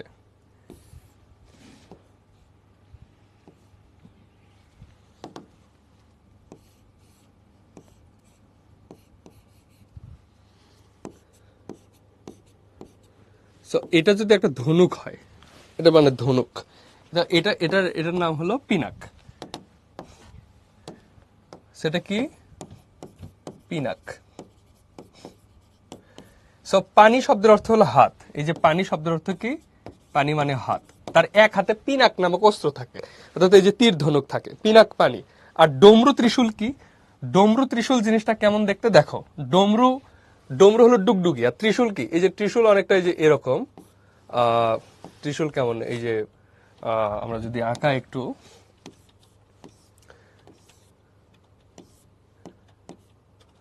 আরে আমি তো ভালো আঁকাইতে পারি না, তারপরেও তোমাদের একটু বোঝানোর জন্য,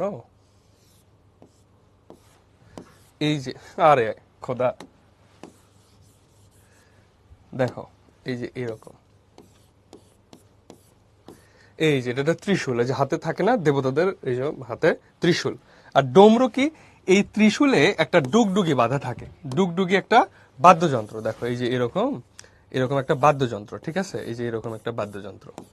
সো এটার সাথে ওই যে কি থাকে, দুইটা তার ঝুলানো থাকে, এই যে এরকম এরকম করে বাজায়, সেটা হলো পিনাক পানি। তো শিবের এক হাতে এটা হলো ডমরু, হ্যাঁ ডমরু, আর এটা হলো ত্রিশূল, ত্রিশূল।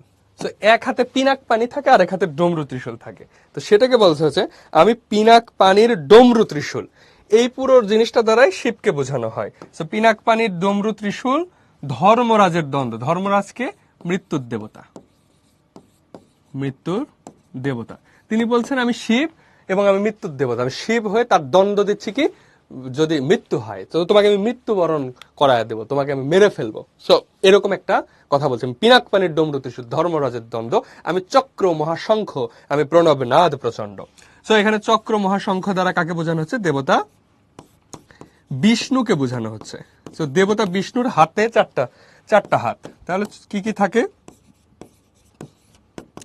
চক্র থাকে, শঙ্খ থাকে, একটা থাকে গদা, আর একটা থাকে কি? পদ্ম। সো দেখো অস্ত্র কি কি? চক্র আর গদা এই দুইটা হলো অস্ত্র।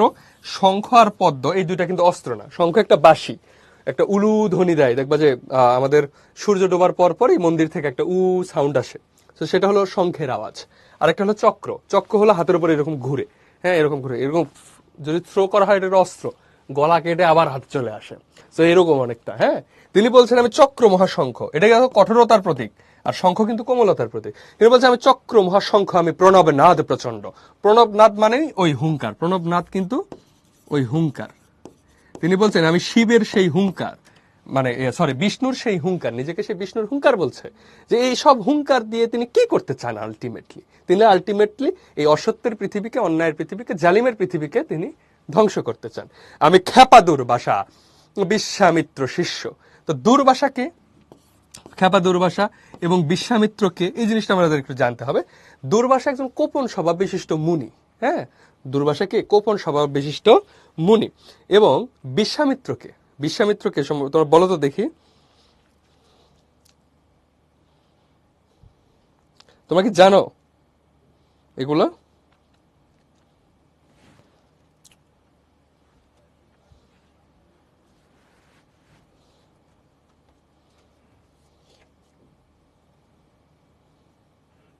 তিনি বলছেন আমি খ্যাপা দুর্বাসা। ক্ষত্রিয় থেকে ব্রাহ্মণ হয়েছিলেন কে বলো তো?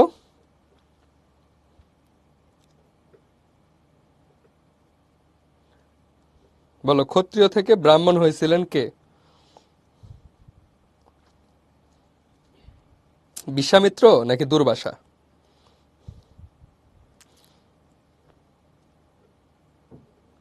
ক্ষত্রিয় থেকে ব্রাহ্মণ কে হয়েছিল? বিশ্বামিত্র নাকি দুর্বাসা? দেখ, তোমরা কি আগে পড়ছো নাকি আজকে প্রথম?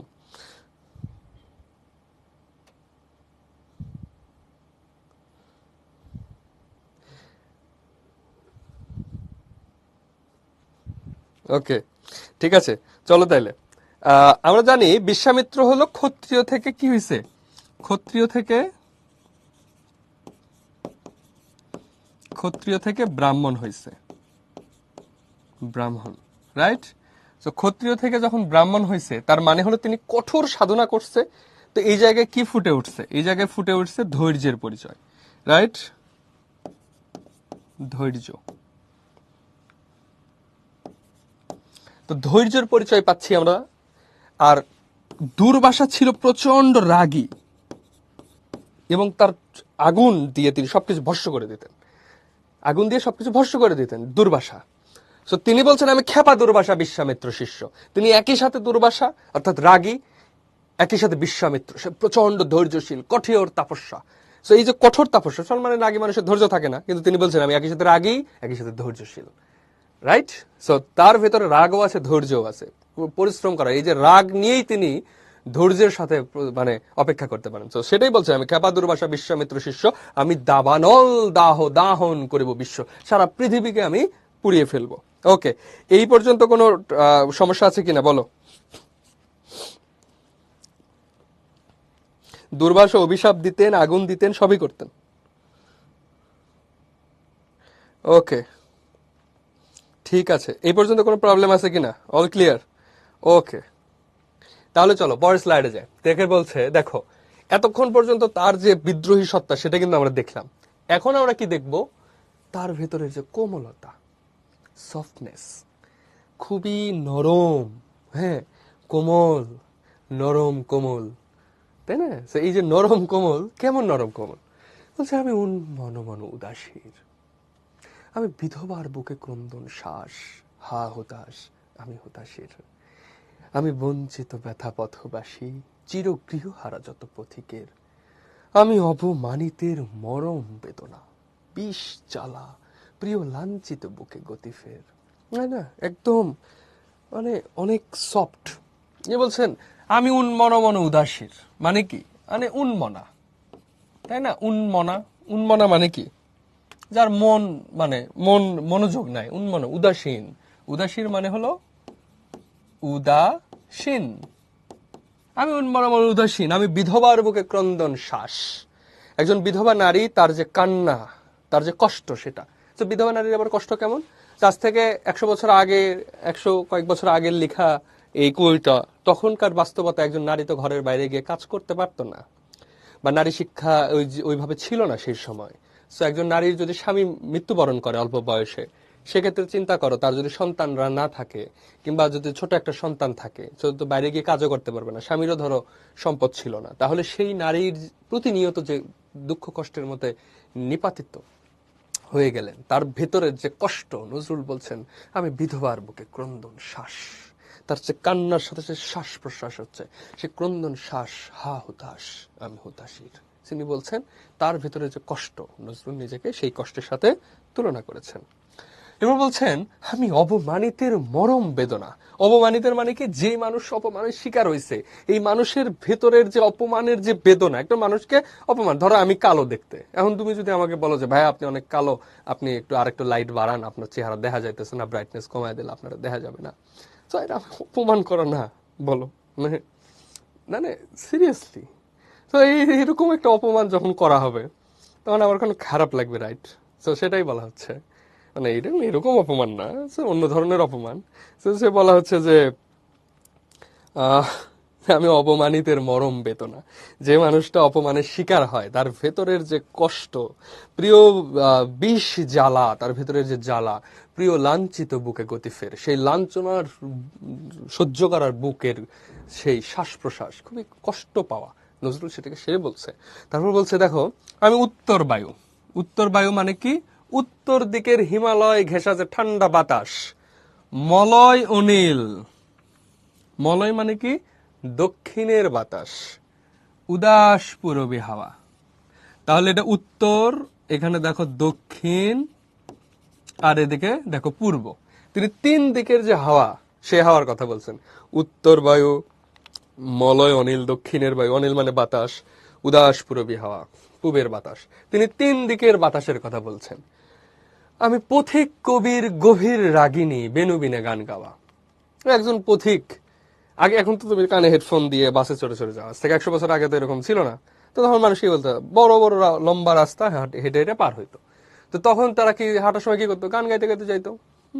সো তার তো গানের সাথে তো কোনো সাউন্ড বক্স ছিল না, মানে কোনো বাদ্যযন্ত্র কিছু ছিল না, সে মনের আনন্দে গান গাইতেছে। তো নজরুল বলতেছেন আমি সেই পথিক কবির গভীর রাগিনী।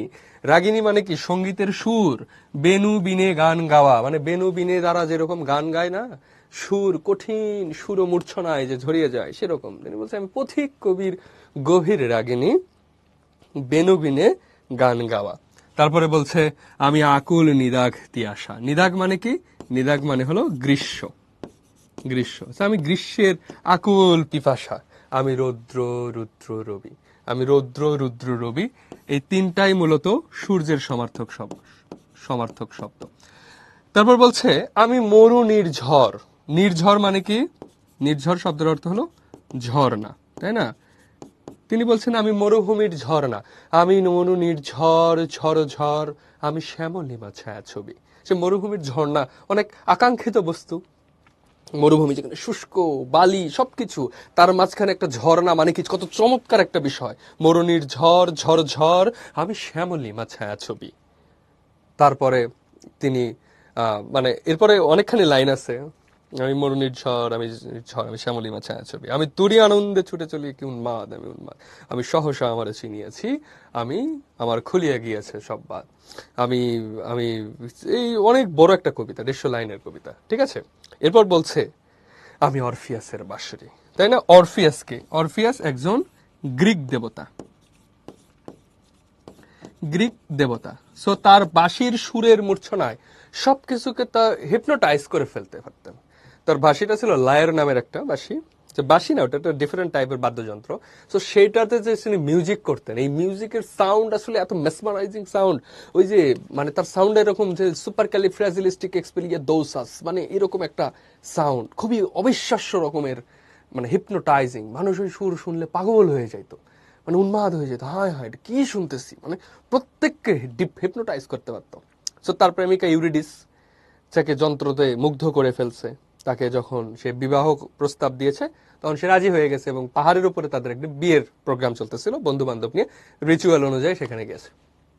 তার উড বি ওয়াইফ ফিয়ান্সের পায়ে যখন সাপের কামড় দিছে তখন মারা গেছে, এবং মারা যাওয়ার পর সে দুঃখে এত মানে করুণ সুরে বাঁশি বাজাইতে লাগলো, তখন সারা দেবতারা পর্যন্ত কেঁদে ফেলছে। যে পরে দেবতারা বলছে যে তুমি আর কেঁদো না, এভাবে বাঁশি বাজাও না, তুমি তোমার প্রেমিকাকে ফিরে আনতে পারবা, তুমি তোমার স্ত্রীকে ফিরে আনতে পারবা, তুমি তাহলে এই বাঁশি বাজিয়ে মৃত্যুপুরীতে যাও, তোমার প্রেমিকাকে ফিরে নিয়ে আসো। সে মৃত্যুপুরীতে গেছে, বাঁশি বাজিয়ে মৃত্যুপুরীর সমস্ত প্রাণীদেরকে তিনি কি শীতল করে ফেলেছেন। তারপরে সেখানে যাওয়ার পর তিনি এই ওই কি বলে অরফিয়াসের মানে কি বলে তার ইউরিডিসকে তিনি পেয়েছেন, এবং শর্ত ছিল তুমি যখন বাঁশি বাজাতে বাজাতে আবার আসতে হবে, কিন্তু তোমার পিছনে ফিরে তাকানো যাবে না। পিছনে ফিরে তাকালে কি হবে, সে চলে যাবে। সো সে আস্তে আস্তে আস্তে আস্তে যখনই সে পৃথিবীতে প্রবেশ করবে, এমন সময় সে পিছনে ফিরে তাকানোর সাথে সাথে দেখে যতক্ষণ আসতেছিল আবার চলে গেল, তখন হাতছাড়া হয়ে গেল, সে আর তার প্রেমিকাকে ফিরে পায়নি। অতঃপর সে পৃথিবীতে ফিরে আসে, এবং পৃথিবীতে ফিরে আসে কিছুদিন পর সে আত্মহত্যা করে মারা যায়। তো এখানে আমাদের প্রেমের মাহাত্ম্য কিংবা তার ভালোবাসার প্রখরতা এসব কিছু বোঝাচ্ছি না, বোঝানো হচ্ছে যে এখানে তার বাঁশির শক্তি, মৃত্যুপুরী থেকে শুরু করে সবকিছুকে তিনি শীতল করে দিতে পারতেন, হিপনোটাইজ করতে পারতেন। নজরুল বলছেন, আমি অরফিয়াসের বাঁশরি, আমি সেই বাঁশির সুর, আমি মহাসিন্ধু তোলা, সিন্ধু সমুদ্রকে, যে উতলা সমুদ্র, সেটাকে আমি ঘুম পাড়িয়ে দিতে পারি এই বাঁশির সুরে। ঘুম ঘুম ঘুম চুমু দিয়ে করি সারা নিখিল বিশ্ব নিঝুম। তো এই যে ঘুমের যে চুমু, সেই ঘুমের স্পর্শে সারা পৃথিবীকে তিনি নিঝুম বানিয়ে দিতে চান, সারা পৃথিবীকে তিনি ঘুম পাড়িয়ে দিতে চান। পৃথিবীতে ওই যে এখন যেমন তুমি চিন্তা করো যে গাজায় একটা শিশু, হ্যাঁ, তার পায়ে গুলি লেগেছে, তার মা, তার বাবা, তার বড় ভাই মারা গেছে, সেই পিতামাতার লাশের ওপর একটা রক্তাক্ত শিশু পড়ে আছে, তার কান্না পৃথিবীকে ভারী করেছে, পৃথিবীর বায়ুমণ্ডলকে ভারী করেছে। সিরিয়ায় মুসলমানদেরকে হত্যা করা হচ্ছে, কঙ্গোতে মুসলমানদেরকে নির্যাতন করা হচ্ছে, চীনের উইঘুরে মুসলমানদেরকে নির্যাতন করা হচ্ছে, ভারতে মুসলমানদের উপর নির্যাতন করা হচ্ছে। পৃথিবীতে যেখানে যত অন্যায় হচ্ছে, যেখানে যত মানুষদেরকে হত্যা করা হচ্ছে, তাদের যে চিৎকার, পৃথিবীতে এই অন্যায়, শৃঙ্খলতা, এই বোমাবাজি, এই বিস্ফোরণ, এই রকেট হামলা, সবকিছু এত প্রকটতা ধারণ করেছে। তারপরে তিনি বলছেন, আমি এই ঘুম চুমু দিয়ে করি সারা পৃথিবীকে আমি ঘুম পাড়িয়ে দেবো, নিঝুম বানিয়ে দেবো, এই পৃথিবীতে আর কোনো অন্যায় হবে না, আর কোনো অত্যাচার হবে না, আর কেউ কাঁদবে না। সো তিনি সেরকম একটা চিন্তা করেছেন, আমি এরকম করব। তিনি বলছেন, আমি ঘুম চুমু দিয়ে করি নিখিল বিশ্বে নিঝুম। তিনি বলছেন, মম বাঁশরীর তানে পাশরি, আমি শ্যামের হাতের বাঁশরি। তানে মানে হলো সুরে, আর পাশরি মানে কি, ভুলে যাই, ভুলে যাই। তো তিনি বাঁশরের এই সেই বাঁশির সুরে ভুলে যায় যে সে শ্যামের হাতের বাঁশরি। শ্যামকে এখানে শ্রীকৃষ্ণের কথা বলা হচ্ছে, কৃষ্ণের বাঁশি কথা। সে ওই বাঁশির সুরে ভুলেই যায় যে সে শ্যামের হাতের বাঁশরি। এরপরে বলছেন, আমি রুষে উঠি যবে মহাকাশ ছাপিয়া, ভয় সপ্ত নরক হাবিয়া দোজক, নিভে নিভে যায় কাঁপিয়া। বলছেন, আমি এত কোমল, ইটস ওকে ফাইন, বাট আমি যখন রুষে উঠি, রাগ করি, ভয় সপ্ত নরক হাবিয়া দোজক, নিভে নিভে যায় কাঁপিয়া। সো রুষে উঠি মহাকাশ ছাপিয়া, হাবিয়া দোজক, নিভে নিভে যায় কাঁপিয়া, অর্থাৎ দোজক পর্যন্ত আমাকে দেখে কেঁপে কেঁপে নিভে যায়। রাইট? তিনি বলছে, আমি বিদ্রোহী বাহী নিখিল অখিল ব্যাপিয়া। তিনি এই পুরো পৃথিবীর কেমন সন্তান, মানে কেমন ভাবে তিনি পৃথিবীর বিদ্রোহী, পুরো পৃথিবীর যেমন বিদ্রোহী, তিনি অখিল নিখিল অখিল ব্যাপিয়া, সারা মহাবিশ্বের তিনি বিদ্রোহী সন্তান। সো এভাবে তিনি বলতেছেন। তিয়াসা মানে লিমা বলছে যে তিয়াসা অর্থ কি, তিয়াসা অর্থ হলো পিপাসা, আর শ্যামলিমা মানে হলো সবুজ। ওকে, নিখিল অখিল ব্যাপিয়া।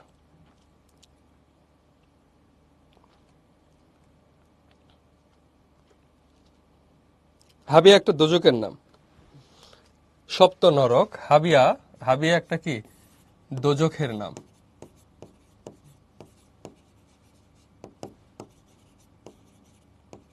ওকে, তিনি বলছেন, আমি পরশুরামের কঠোর কুঠার, নিক্ষত্রিয় করিব বিশ্ব। এই যে নিক্ষত্রিয়, নিক্ষত্রিয় মানে কি, ক্ষত্রিয়দেরকে নিধন করবেন। এখন এখানে একটা সুন্দর, এই কবিতার সবচেয়ে গুরুত্বপূর্ণ অংশে আমরা চলে আসছি।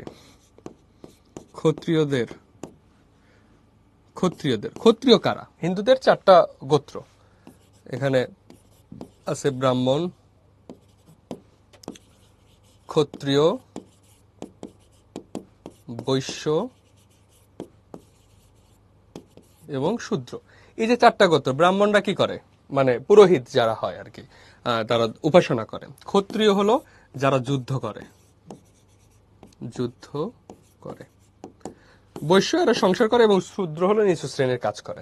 তিনি কেন নিক্ষত্রিয় করতে চাইছেন? তুমি চিন্তা করো, পৃথিবীতে যদি সমস্ত সেনাবাহিনীদেরকে চাকরি ছাঁটাই করে এদেরকে অন্যান্য পেশার সাথে যুক্ত করা হয়, অন্যান্য অফিসারের সাথে, অন্যান্য কাজের সাথে যুক্ত করা হয়, তাহলে এই যে ট্যাঙ্ক গাড়ি, এই যে বোমারু বিমান, এগুলোকে কে চালাবে? হ্যাঁ না, বোমা মারবে কে? আর্টিলারিতে কে আক্রমণ করবে? কিংবা এই যে পৃথিবীতে যত মানে বড় বড় হামলা, এগুলো কারা করে? মিলিটারিরা করে, মানে যারা যুদ্ধ করে, ক্ষত্রিয়রাই তো করে, রাইট? তো কাজী নজরুল ইসলাম বলেছেন, আমি নিক্ষত্রিয় করিব বিশ্ব, আনিব শান্তি শান্ত উদার। তিনি নিক্ষত্রিয় করিব বিশ্ব কেন? পৃথিবীতে শান্তি শান্ত এবং উদারতা প্রতিষ্ঠা করার জন্য এই যে যুদ্ধবাজদেরকে তিনি নিধন করতে চান। সো মূলত এখানে যুদ্ধবাজদের পৃথিবীতে শান্তি শান্ত এবং উদারতা প্রতিষ্ঠা করার জন্য তিনি ক্ষত্রিয়দেরকে নিধন করতে চান। সো পরশুরাম মোট 21 বার তার কুঠারের সাহায্যে ক্ষত্রিয়দেরকে নিধন করেছিলেন, মোট 21 বার। তার মা ক্ষত্রিয় ছিল, সেই মাকেও একবার হত্যা করেছিলেন, পরবর্তীতে দেবতার বর পেয়ে সেই মাকে আবার জীবিত করতে সক্ষম হন। কিন্তু তিনি বলছেন, আমি পরশুরামের কঠোর কুঠার নিক্ষত্রিয় করিব বিশ্ব, আনিব শান্তি শান্ত উদার। পৃথিবীতে আমি শান্তি শান্ত এবং উদারতা প্রতিষ্ঠা করব। এরপর বলছে, আমি হল বলরাম স্কন্ধে, হল বলরাম স্কন্ধে। বলরামের কান্দে যে হল, হল শব্দের অর্থ কি? লাঙল, লাঙল। সো বলরামের কাঁধে যে লাঙল, এই লাঙল কাঁধে নিয়ে আমি উপারি ফেলিব অধীন বিশ্ব, অবহেলে নব সৃষ্টির মহানন্দে। খেয়াল করো, তিনি উপরে ফেলবেন, উপারি ফেলিব, উপারি ফেলিব। কি উপরে ফেলবেন? অধীন বিশ্ব, অধীন বিশ্বকে তিনি উপরে ফেলবেন। অর্থাৎ যেই পৃথিবী ডিপেন্ডেন্ট, যেই পৃথিবী কেমন অন্যের ওপর নির্ভরশীল, যেই পৃথিবীটা পরাধীন, যেই পৃথিবীতে মানুষের জান মালের নিরাপত্তা নাই, যেই পৃথিবীতে মানুষের জীবন নিরাপত্তা নাই, কোনো কিছু নিরাপত্তা নাই, যে পরাধীন পৃথিবীকে তিনি কি করবেন? উপরে ফেলবেন। উপরে ফেলা বুঝে, একটা ঘাস টান দিলে কি হয়, ওখান থেকে উপরে আসে গোড়া সহ। তিনি বলছেন, আমি উপারি ফেলিব অধীন বিশ্ব, এই অধীন বিশ্বকে আমি উপরে ফেলবো অবহেলে। কিভাবে অবহেলে? তোমরা যদি ছুঁড়ে মারো না, স্কুল থেকে এসে, কলেজ থেকে এসে তোমার ব্যাগটা একটু ছুঁড়ে মারো, হ্যাঁ, একটু জামাটা ছুঁড়ে মারো, চেয়ারের উপর ফিকে দাও। তো এই যে এটা অবহেলে ছুঁড়ে ফেলি, আমি অবহেলে কি করবো? এটা উড়ে ফেলবো। কেন? নবসৃষ্টির মহানন্দে, নতুন করে সৃষ্টির আনন্দে। এটাই হলো বিদ্রোহী কবিতার মূল লাইন, যে আমি সবকিছুকে উপরে ফেলবো নবসৃষ্টির মহানন্দে, নতুন সৃষ্টির আনন্দে, নতুন সৃষ্টির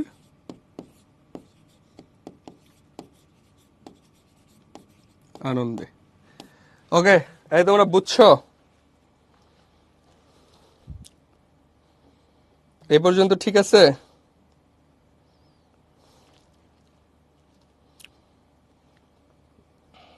স্কন্ধে মানে হলো কাঁধে, স্কন্ধ মানে হলো কাঁধ, এই যে শোল্ডার, এটাকে বলা হয় স্কন্ধ। ওকে, ক্লিয়ার? গ্রিস,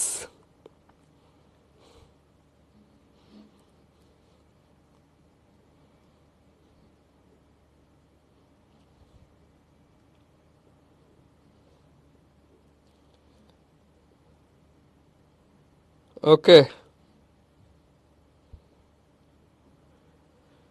ঠিক আছে। তাহলে আমরা এই পর্যন্ত দেখলাম যে মোটামুটি সবার ক্লিয়ার। এরপর দেখো, তিনি বলছেন, মহাবিদ্রোহী রণক্লান্ত, আমি সেই দিন হব শান্ত।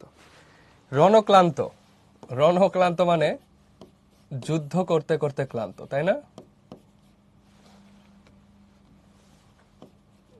যুদ্ধ করতে করতে ক্লান্ত,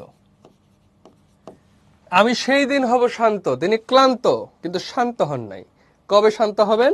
যবে উৎপীড়িতের ক্রন্দন রোল আকাশে বাতাসে ধ্বনিবে না। যবে উৎপীড়িতের ক্রন্দন রোল, উৎপীড়িতের মানে কি? নির্যাতিত মানুষ, নির্যাতিত মানুষ। এই নির্যাতিত মানুষের কান্নার ধ্বনি আকাশে বাতাসে শোনা যাবে না। ক্রন্দন রোল, আকাশে বাতাসে ধ্বনিবে না। এই পুরো আকাশে কি হবে না, আর শোনা যাবে না নির্যাতিত মানুষের কান্না, অভাবী মানুষের কান্না, আমার জমি দখল করেছে তার কান্না, আমার বাড়ি থেকে উচ্ছেদ করে দিয়েছে আমার কান্না, আমার ভাইকে হত্যা করেছে আমার কান্না তার কান্না, আমার বোনকে নির্যাতন করেছে তার কান্না, আমার সাথে জুলুম করেছে তার কান্না, আমার দোকান ভেঙেছে তার কান্না, আমাকে রাস্তায় ছিনতাই করেছে আমার কান্না। এই যে নির্যাতিত মানুষের কান্নার ধ্বনি যতদিন শান্ত হবে না, ততদিন নজরুল শান্ত হবেন না। তিনি বলছেন অত্যাচারের, যারা অত্যাচার করে, খড়গ কৃপান, দেখো একই সাথে খড়গ, খড়গ কি, বলিদানের অস্ত্র, বলিদানের অস্ত্র, দেখো, আর কৃপান মানে হলো তরবারি। তুমি চিন্তা করো, খড়গ হলো বলিদানের অস্ত্র, এটা হিন্দু মিথোলজি অনুযায়ী, মানে হিন্দু ধর্মের সাথে কানেক্টেড শব্দ খড়গ। আবার কৃপান তরবারি, একই শব্দই দুইবার ব্যবহার করেছে, খড়গ কৃপান। তিনি বলছেন শুধু মুসলিম না, হিন্দু না, সমস্ত সবার, যাদের অস্ত্র দ্বারা মানুষকে নির্যাতন করা হয়, অত্যাচার করা হয়, এই অস্ত্র যেদিন বন্ধ হবে না, অত্যাচারে খড়গ কৃপান ভীম রণভূমি রণিবে না। ভয়ঙ্কর যুদ্ধের ময়দানে, রণভূমি মানে কি, যুদ্ধের ময়দান, যুদ্ধের ময়দান, এই যে ভয়ঙ্কর যুদ্ধের ময়দানে আর ব্যবহার হবে না।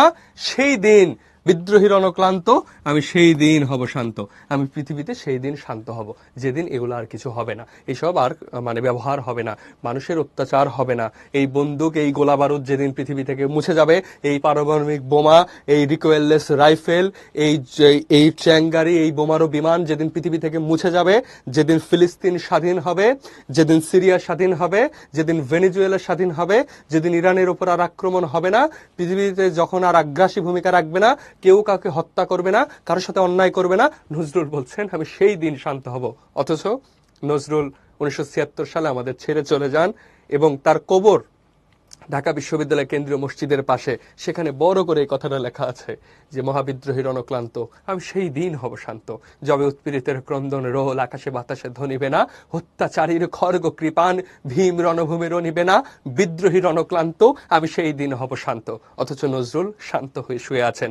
তিনি আমাদের কাছে প্রত্যাশা করেছেন আমরা যেন পৃথিবীতে যে কোনো অন্যায় হয়, আমরা যেন সেই মজলুমের পক্ষে দাঁড়াই, আমরা যেন সেই সব মানুষদের কাঁধে কাঁধ মিলিয়ে দাঁড়াই যারা অন্যায়ের বিরুদ্ধে কথা বলে, যারা নির্যাতনের বিরুদ্ধে কথা বলে, যে কোনো মানুষের গায়ে আঘাত পড়লে যাদের অন্তর কেঁপে ওঠে, যে কোনো প্রান্তে, পৃথিবীর যে কোনো প্রান্তে কোনো শিশু আক্রান্ত হলে আমাদের অন্তর যেন হু হু করে কেঁদে ওঠে, সেই সব মানুষদের কথা তিনি ভেবে লিখে রেখে গেছেন যে আমরা সেই দিন যেন শান্ত হই, এর আগে যেন আমরা শান্ত না হই। এই বিদ্রোহী কবিতার এটিই ছিল মূল মোটো। এবং তিনি বলছেন চিরবিদ্রোহী বীর বিশ্ব ছাড়ায় উঠিয়াছি একা চির উন্নত শির, আমি এই বিশ্ব ছাড়ায় একাই উঠিয়েছি, আমার সাথে আর কেউ নেই, আমার সাথে আমি আমি কাউকে পাশে চাই না, আমি একাই লড়াই করব, কেউ আমার সাথে আসলো কিনা আই ডোন্ট কেয়ার, আমি যখন আমার ভয়েস রেজ করব আমি একাই কথা বলবো, আমি সমস্ত অন্যায়ের বিরুদ্ধে কথা বলবো, আমি সমস্ত জুলুমের বিরুদ্ধে কথা বলবো, আমি সমস্ত নির্যাতিত নিপীড়িত নিষ্পেষিত মানুষের বিরুদ্ধে কথা বলবো।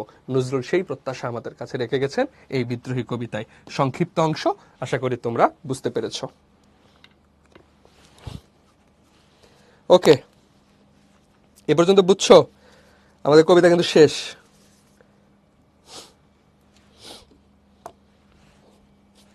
ক্রন্দন মানে হলো কান্না। আখিল বলছে কাউসার ভাই কই? কাউসার ভাই একটু ব্যস্ত আছে, যে কারণে আসলে আমি ক্লাসটা নিচ্ছি। তোমরা তোমরা কি বেশি মন খারাপ করছো? আচ্ছা, তাহলে আমি কাউসার ভাইকে পাঠায় দিব নি। কাউসার ভাইকে আমরা রিকোয়েস্ট করব, ইনশাল্লাহ আমরা হাত পায়ে ধরে ভাই নিয়ে আসবো যে ভাই আসেন, আপনাকে সবাই মিস করছে।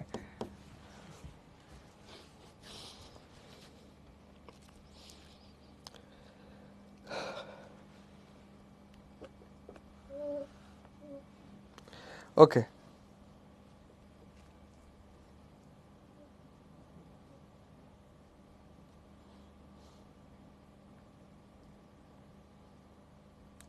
তাহলে চলো, আমরা যেহেতু কবিতা পড়ে ফেলেছি,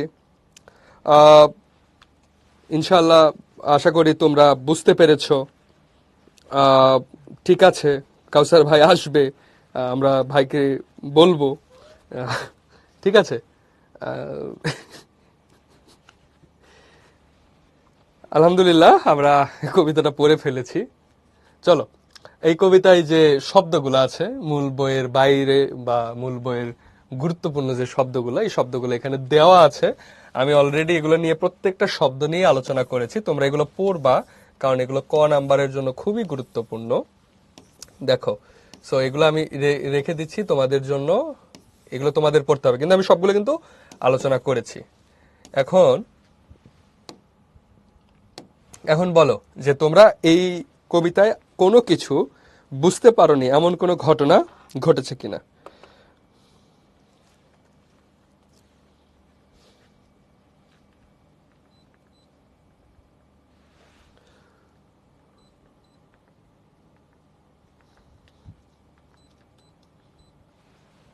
ওকে, অল ক্লিয়ার।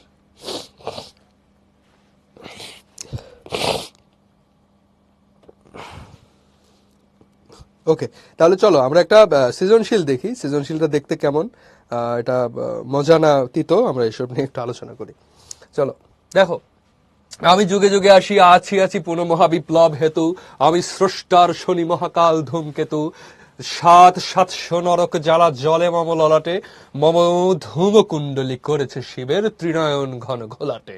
আমি স্রষ্টার বুকে সৃষ্টি পাপের অনুতাপ তাপ হাহাকার, আমি মর্তে সাহারা গবিছাপ, আমি অশিব তিক্ত অভিশাপ। এখানেও দেখো দ্রোহ চেতনা, দ্রোহ চেতনা না, পুরোটাই দ্রোহ চেতনা। ওকে, কবি কি মানে না? কবি আইন মানে না, রাইট? তিনি আইন মানে না, শেষ এক নাম্বার। খ নাম্বারে জবে উৎপ্রীতের ক্রন্দন রোল, আকাশে বাতাসে ধ্বনিবে না। এ কথা বলার কারণ কি? আমি একটু আগেই ব্যাখ্যা করে গেলাম যে কথা বলার কারণ কি।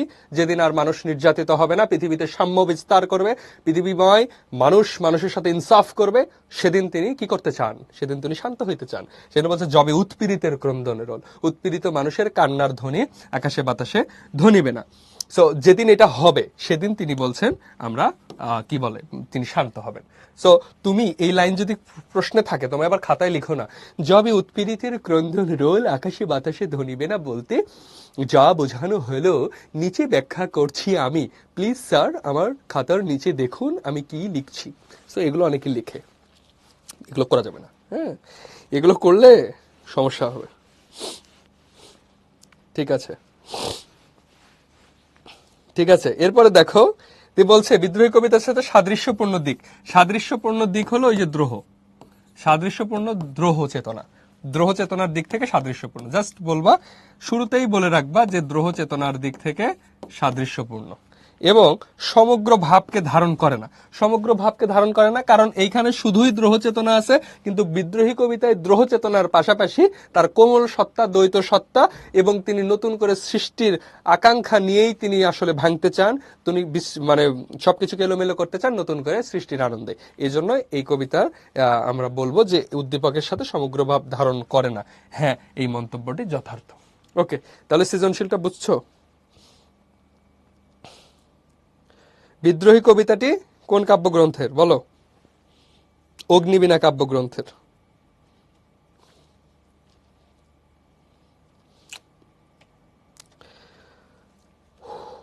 ওকে, অগ্নিবীণা কাব্যগ্রন্থ কত সালে প্রকাশিত হয় বলো তো দেখি? ঢাকা বোর্ড 2025 সালের প্রশ্ন। বলো, অগ্নিবীণা কাব্যগ্রন্থটি কত সালে প্রকাশিত হয়?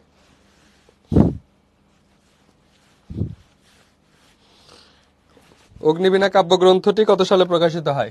বিদ্রোহী কবিতা 1921 সালে, কিন্তু এটা এক বছর পর 1922 সালে প্রকাশিত হয়। বিদ্রোহী কবিতায় কবি নিজেকে কার মরম বেদনা বলতেছেন? অবমানিতের, তাই না? অবমানিতের।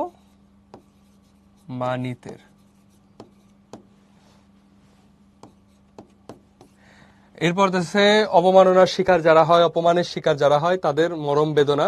মহাপ্রলয়ের আমি কে? নটরাজ, নটরাজ।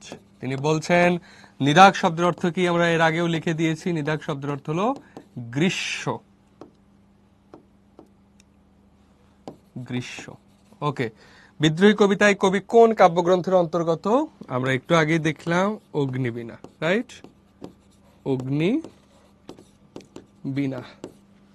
এরপরে দেখো বিদ্রোহী কবিতাটি কোন কাব্যগ্রন্থে সংকলিত রয়েছে? দেখো এটাও, দেখো এটা, এই প্রশ্নটা কিন্তু বারবার আসে, সো এই প্রশ্নটা খেয়াল রাখবা। কুর্নিশ কথাটির অর্থ কি? মাথা নত করা, অরফিয়াসের ভালোবাসার পাত্রীর নাম কি? ইউরিডিস, রাইট? ওকে। এরপর দেখো, কবি নিজেকে বিদ্রোহীর অনুক্লান্ত বলেছেন কেন, ব্যাখ্যা করো। বিদ্রোহীর অনুক্লান্ত বলেছেন কারণ বিদ্রোহ করতে করতে, যুদ্ধ করতে করতে তিনি ক্লান্ত হয়ে গেছেন, বাট এখনো শান্ত হন নাই। তিনি নতুন করে সৃষ্টির আনন্দে সবকিছুকে তিনি ধ্বংস করতে চান, সেই জন্য তিনি বিদ্রোহীর অনুক্লান্ত। সো এগুলো হলো খ নাম্বারের প্রশ্ন, 2 মার্কের জন্য। যথেষ্ট পরিমাণ তুমি ইনফরমেশন দিয়ে লিখবে, এলোমেলো কথা লিখবে না, টু দা পয়েন্ট লিখবে, তাহলে ইনশাল্লাহ হয়ে যাবে।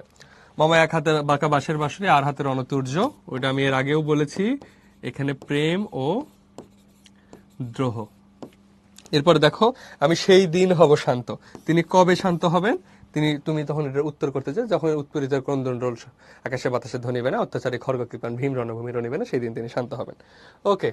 আমি খেপা দুর্বাসা বিশ্বামিত্র শিষ্য, ব্যাখ্যা করো। খেপা দুর্বাসা বিশ্বামিত্র শিষ্য, ওই যে একই সাথে ধৈর্য এবং একই সাথে রাগ, এবং তিনি দুর্বাসার চরিত্র সম্পর্কে লিখবা এবং আবার বিশ্বামিত্র সম্পর্কে লিখবা, তাহলে এটার উত্তর হয়ে যাবে। শিরনিহারি আমারই নত শিরই শিখর হেমাদ্রি, অর্থাৎ নিজের শক্তির যে পরিচয়, সেই পরিচয় তিনি দিচ্ছেন। আমি অনিশ্চয় উশৃঙ্খল কেন? তিনি ব্রিটিশদের ওই যে শোষক শ্রেণীর আইনের অনিয়ম উশৃঙ্খল।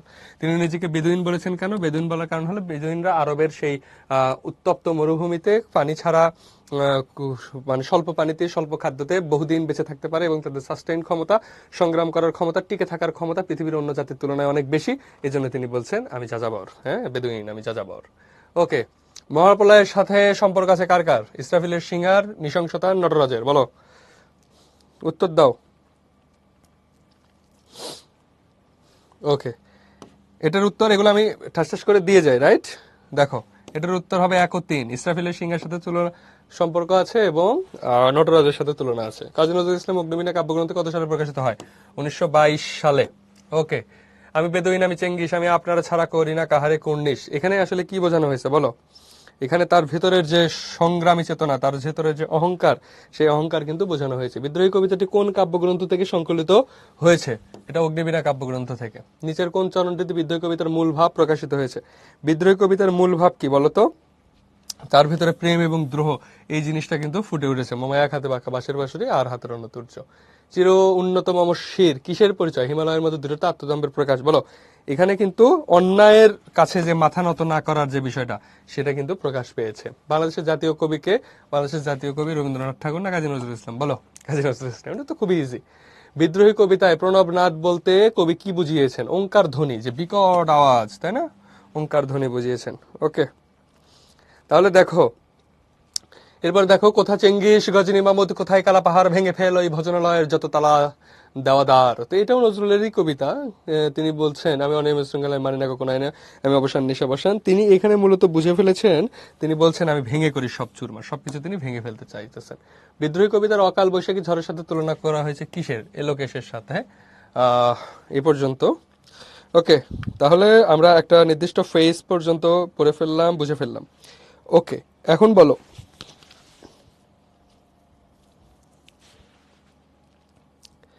এখন তোমরা বলো তো যে আহ, কোথায় দ্বিতীয় পত্রে তোমরা সমাসে ক্লাসটা এর আগে করেছো না? সমাস সম্পর্কে ক্লাস। ওকে, আমি 5 মিনিটে একটা ব্রেক দিচ্ছি। আমরা 7:20 আবার শুরু করব। 7:20 না, আরেকটু বেশি দেই, 7:23 দেই। 7:23 আবার শুরু করতেছি, রাইট?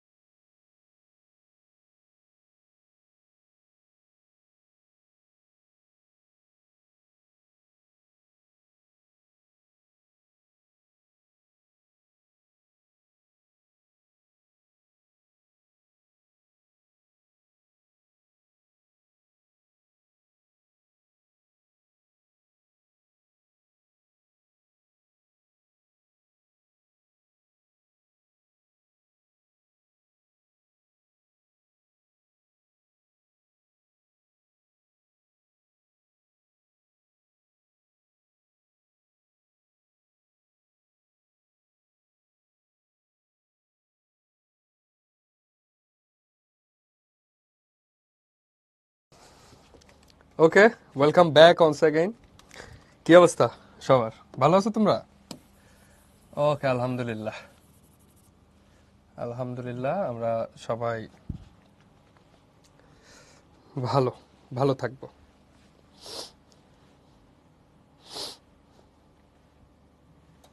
ঠিক আছে, বিরতির পর আমাকে ঠিক মতো শোনা যাচ্ছে কিনা বলো। এবং তোমরা আমাকে বলো তো, সমাস নিয়ে এর আগের লেকচারে তোমরা পূর্ণাঙ্গ রূপে জিনিসটা বুঝছো কিনা। ভাইয়া সিফাত ভাইয়া কি আপনার কিছু হয়? অবশ্যই হয়। সিফাত ভাই আমার ভাইয়া হয়। সিফাত ভাইয়া তো ভাইয়া। ওকে, আমরা সহোদর না, অর্থাৎ একই মায়ের পেটে না, কিন্তু ওই যে একটা কথা আছে না যে brother from another mother. Okay, class কখন শেষ হবে? তুমি কখন শেষ করলে খুশি হবে বলো। বাংলা দ্বিতীয় পত্র সমাস নিয়ে তোমাদের গতদিন আহ, আলাপ হয়েছে এবং তোমরা গতদিন ক্লাস করেছো সমাসের। সো খেয়াল করো, বাংলা শব্দ গঠন, সমাস নির্ণয় এবং বোর্ড প্র্যাকটিস। ওকে, দেখো, সমাস নিয়ে এর আগে আলোচনা করা হয়েছে। সমাস কাকে বলে, কত প্রকার ও কি কি, প্রত্যেকটা সমাসের সংজ্ঞা দাও, সমাসের শ্রেণীবিভাগ আলোচনা করো। সো এইটা এইটা থাকে, অথবা এইরকম থাকে সমাসের। মানে সমাসের কি থাকে, মানে এরকম একটা শব্দ দেওয়া থাকে, প্রদত্ত শব্দ, এখানে ব্যাস বাক্য দেওয়া থাকে এবং সমাসের নাম দেওয়া থাকে। এইটাই হলো সমাসের কি বলে মূল জিনিস। ঠিক আছে, তো এইটা যখনই হয়ে যাবে তখনই দেখবা যে তুমি সমাস পারতেছো। তো এটা পরীক্ষায় থাকবে অথবা এটা থাকবে। সো আমরা এটা স্কিপ করার চেষ্টা করব।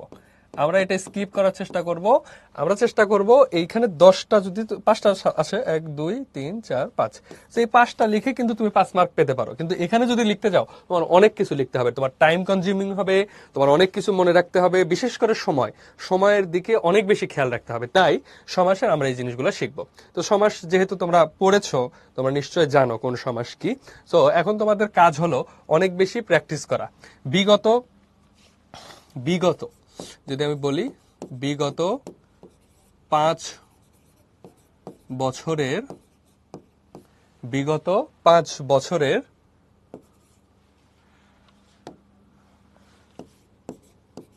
সব বোর্ড, কি বলে বৌলিক শিখেন, সব বোর্ড প্র্যাকটিস করলে, তারপর আর বলবো না, করলে তুমি 90%, 95% কমন পেয়ে যাবে ইনশাল্লাহ। তো দেখো, অনাচার, নয় বা নেই আচার, নয় তৎপুরুষ। দেখো, অনেক সময় যদি তুমি নয় তৎপুরুষ পর্যন্ত নাও পারো, শুধু তৎপুরুষ লিখলেও মার্ক দেওয়ার নিয়ম আছে। কিন্তু তুমি যদি তৎপুরুষ না লিখে বহুব্রীহি লিখো, তাহলে সেক্ষেত্রে জটিলতায় পড়বে। অরিন্দম, অরিন্দম কি? অরিকে দমন করে যে। অরিন্দম কি? অরিকে দমন করে যে। এটা হলো উপপদ তৎপুরুষ সমাস। সো এইগুলা তোমার একটু পড়তে হবে, মনে রাখতে হবে। উপপদ তৎপুরুষ সমাস কি? উপপদের মাধ্যমে যে সমাস গঠিত হয়। এই যে অরিকে দমন করে, এই যে অরি হলো সেই উপপদ। মানে পূর্বপদে পরপদে যদি কি থাকে, মানে কৃদন্ত পদ থাকে, কৃদন্ত পদের পূর্ববর্তী পদকে উপপদ বলে। তো কৃদন্ত পদ কি? দমন। সে দমনের পূর্বপদ হলো অরি। সো অরির মাধ্যমে গঠিত হওয়া পদকে কি অরিন্দম বলে। সো এগুলো তোমাদের জন্য অনেক কঠিন লাগবে। তার চেয়ে বেটার হবে তুমি যত ব্যাস বাক্য মুখস্থ করতে পারবা, যত সমাস মনে রাখতে পারবা, তত ভালো। সো এগুলো তুমি ওই নিয়ম দিয়ে খেলতে গেলে, নিয়ম দিয়ে সলভ করতে গেলে, নিয়ম দিয়ে আয়ত্ত করতে গেলে দেখা যাবে যে তুমি লেজে গোবরের একটা অবস্থা হয়ে গেছে। কারণ তোমরা যারা বিজ্ঞান বিভাগে পড়ো, ম্যাক্সিমামই সমাস দেখলেই গায়ে জ্বর আসে। অলরাইট, তোমরা কিন্তু, কাউসার ভাই অলরেডি কিন্তু তোমাদেরকে এই জিনিসগুলা বুঝিয়েছে। আমি জাস্ট র্যান্ডম আলোচনা করে যাব। দেখো, অপর্যাপ্ত, নয় পর্যাপ্ত, বহুব্রীহি হইতে পারে, তৎপুরুষ হইতে পারে। ঠিক আছে, এখন দেখো, এই জিনিসগুলো তোমরা যদি বেশি বেশি পড়ো, তাহলেই দেখো সমস্যা সলভ হয়ে যাবে। সমাসের কোন জিনিসটা তোমাদের চার্ট করে না লিখলেও হবে, চার্ট করে না লিখলেও হবে, তুমি হাইফেন দিয়েও লিখতে পারবা।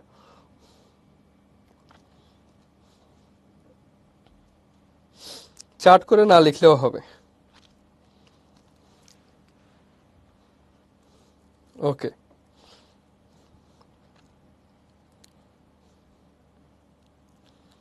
ঠিক আছে, চার্ট করে না লিখলেও হবে, নর্মালি লিখলেও হবে। এরপর দেখো অনাহুত। অনাহুত মানে কি? নয় আহুত। এরপর আছে অনুরণন। অনুরণন মানে কি? পশ্চাৎ রণন। অপরাহ্ন। অপরাহ্ন মানে কি? অহ্নের ওপর বা শেষ ভাগ, ষষ্ঠী তৎপুরুষ। অহরাত্র। অহরাত্র মানে কি? অহ ও রাত্র। আকণ্ঠ। আকণ্ঠ মানে কি? কণ্ঠ পর্যন্ত। আমরা, তুমি, সে ও আমি, একশেষ দ্বন্দ্ব। তুমি যদি দ্বন্দ্ব লেখো তাহলেও সমস্যা নাই। বিশেষ করে তোমরা যদি এই যে নয় তৎপুরুষ, নয় বহুব্রীহি বা অব্যয়ীভাব সমাস, অব্যয়ীভাব, এই ধরনের যে টার্মগুলা, জাস্ট তুমি মেইন টার্মটা লিখলেও কিন্তু তুমি ফুল মার্কস পাচ্ছ। আলুনি, নুনের অভাব, কে আলুনি বলে। এবার হচ্ছে আয় ব্যয়, আয় ও ব্যয়। আত্মীয় স্বজন, আত্মীয় ও স্বজন। ৮০-২০, ৮০-তে ২০ যার বহুব্রীহি। তাহলে এই যে জিনিসগুলো আমাদের জানতে হবে, তাহলেই আমরা ইনশাল্লাহ সলভ করে ফেলতে পারবো। দেন এই যে দেখো আয়কর, আমরণ, আগাগোড়া, অচল আয়তন, কি আয়তলোচনা, আয়তলোচন যার বহুব্রীহি, আদিগন্ত, দিগন্ত পর্যন্ত অব্যয়ীভাব, আরক্তিম, ঈষৎরক্তিম। দেখো সমাসের ব্যাসবাক্যের কোনো নিয়ম নাই। তুমি হয়তো আমি তোমাকে হয়তো নিয়ম দিয়ে সমাস কোনটা সেটা নির্ণয় করাইতে শেখাইতে পারতে পারি, কিন্তু তোমার ব্যাসবাক্য মুখস্থ করতেই হবে। So you have to. So 5 বছরের অল বোর্ড যদি তুমি পড়ো, বিগত 5 বছরের অল বোর্ড যদি পড়ো, এবং আমাদের যে প্যারালাল টেক্সট যে বইটা আছে তোমাদের কাছে, আমাদের যে বইটা আছে, এখান থেকে যদি সলভ করো ইনশাল্লাহ তোমাদের আর সমস্যা হবে না। বিশেষ করে স্লাইডে আমরা ম্যাক্সিমাম গুলো দিয়ে রেখেছি, সেগুলো বেশি বেশি পড়লেই দেখা যাবে হয়ে যাবে। ওকে, সো এগুলো তোমরা পড়বা, এবং বিশেষ করে ব্যাসবাক্য। ব্যাসবাক্য যদি তুমি ভালো করে মুখস্থ করো তাহলেই দেখবা অল ডান। ঠিক আছে, দেখো। ওকে, দেখো এই যে চন্দ্র চূড়ায় যার, চন্দ্র কোমলের ন্যায় চার কাঠ, এগুলো বেশি বেশি লিখবা, বেশি বেশি পড়বা, তাহলে হয়ে যাবে। ভাই আজকে বাংলা সেকেন্ড পত্র এক্সামের সমাস ভুল করছি। ইন্না লিল্লাহি ওয়া ইন্না ইলাইহি রাজিউন। বেশি বেশি দোয়া কালাম পড়বা আর পড়বা, তাহলে দেখবা যে মনে রাখবে। আপনার পড়ানোর স্টাইল। ওকে, ঠিক আছে। তোমাদের আর কোনো প্রশ্ন আছে? বলো তো।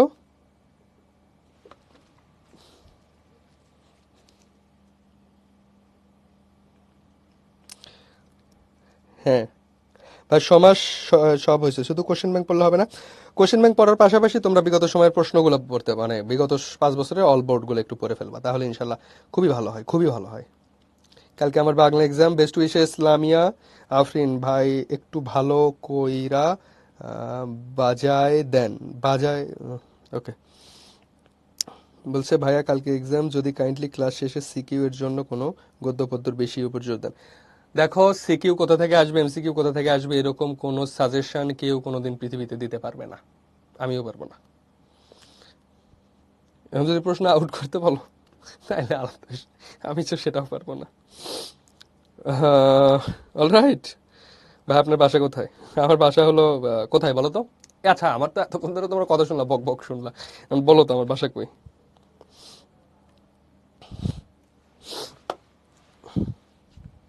কাজী নজরুল ইসলাম কি দলের রাজনীতি করতেন? তিনি মূলত ওই যে বাম ঘরানার রাজনীতি করতেন আর কি। আহ, লিবারেল রাজনীতি করতেন। তোহারুন, তোহারুন বলছে কুমিল্লা। ঠিক আছে, গুড। ঠিক আছে, বাংলাদেশ, কুষ্টিয়া, বাংলাদেশ। ঠিক আছে, হ্যাঁ বাংলাদেশে আমার বাড়ি, ডেফিনেটলি আমার বাড়ি বাংলাদেশে। পদ্ম। ওকে, কুমিল্লা। উগান্ডা। দেখছো, এই যে তখন বললাম না যে আমি কালো, ও আমাকে বলছে আমার বাড়ি নাকি উগান্ডা। মানে আমার চেহারা, মানে আমার, আমি কালো জন্য আমাকে এভাবে বলছে। ঠিক আছে, মনে থাকবে। ওকে, সেন্ডি গেলাম। ঠিক আছে, দেখো চতুষ্পদী চার পা আছে যার, তো এগুলো যেগুলো আছে এগুলো খুব ভালো করে পড়তে হবে। জীবন তরি কি? জীবন রূপ তরি, রূপক কর্মধারায়। রূপক যদি নাও বলতে পারো, শুধু কর্মধারায় পড়লে আলহামদুলিল্লাহ মার্ক পাওয়ার কথা, যদি তুমি বিশেষ করে ব্যাস বাক্যটা ভালো করে পড়ো। ওকে।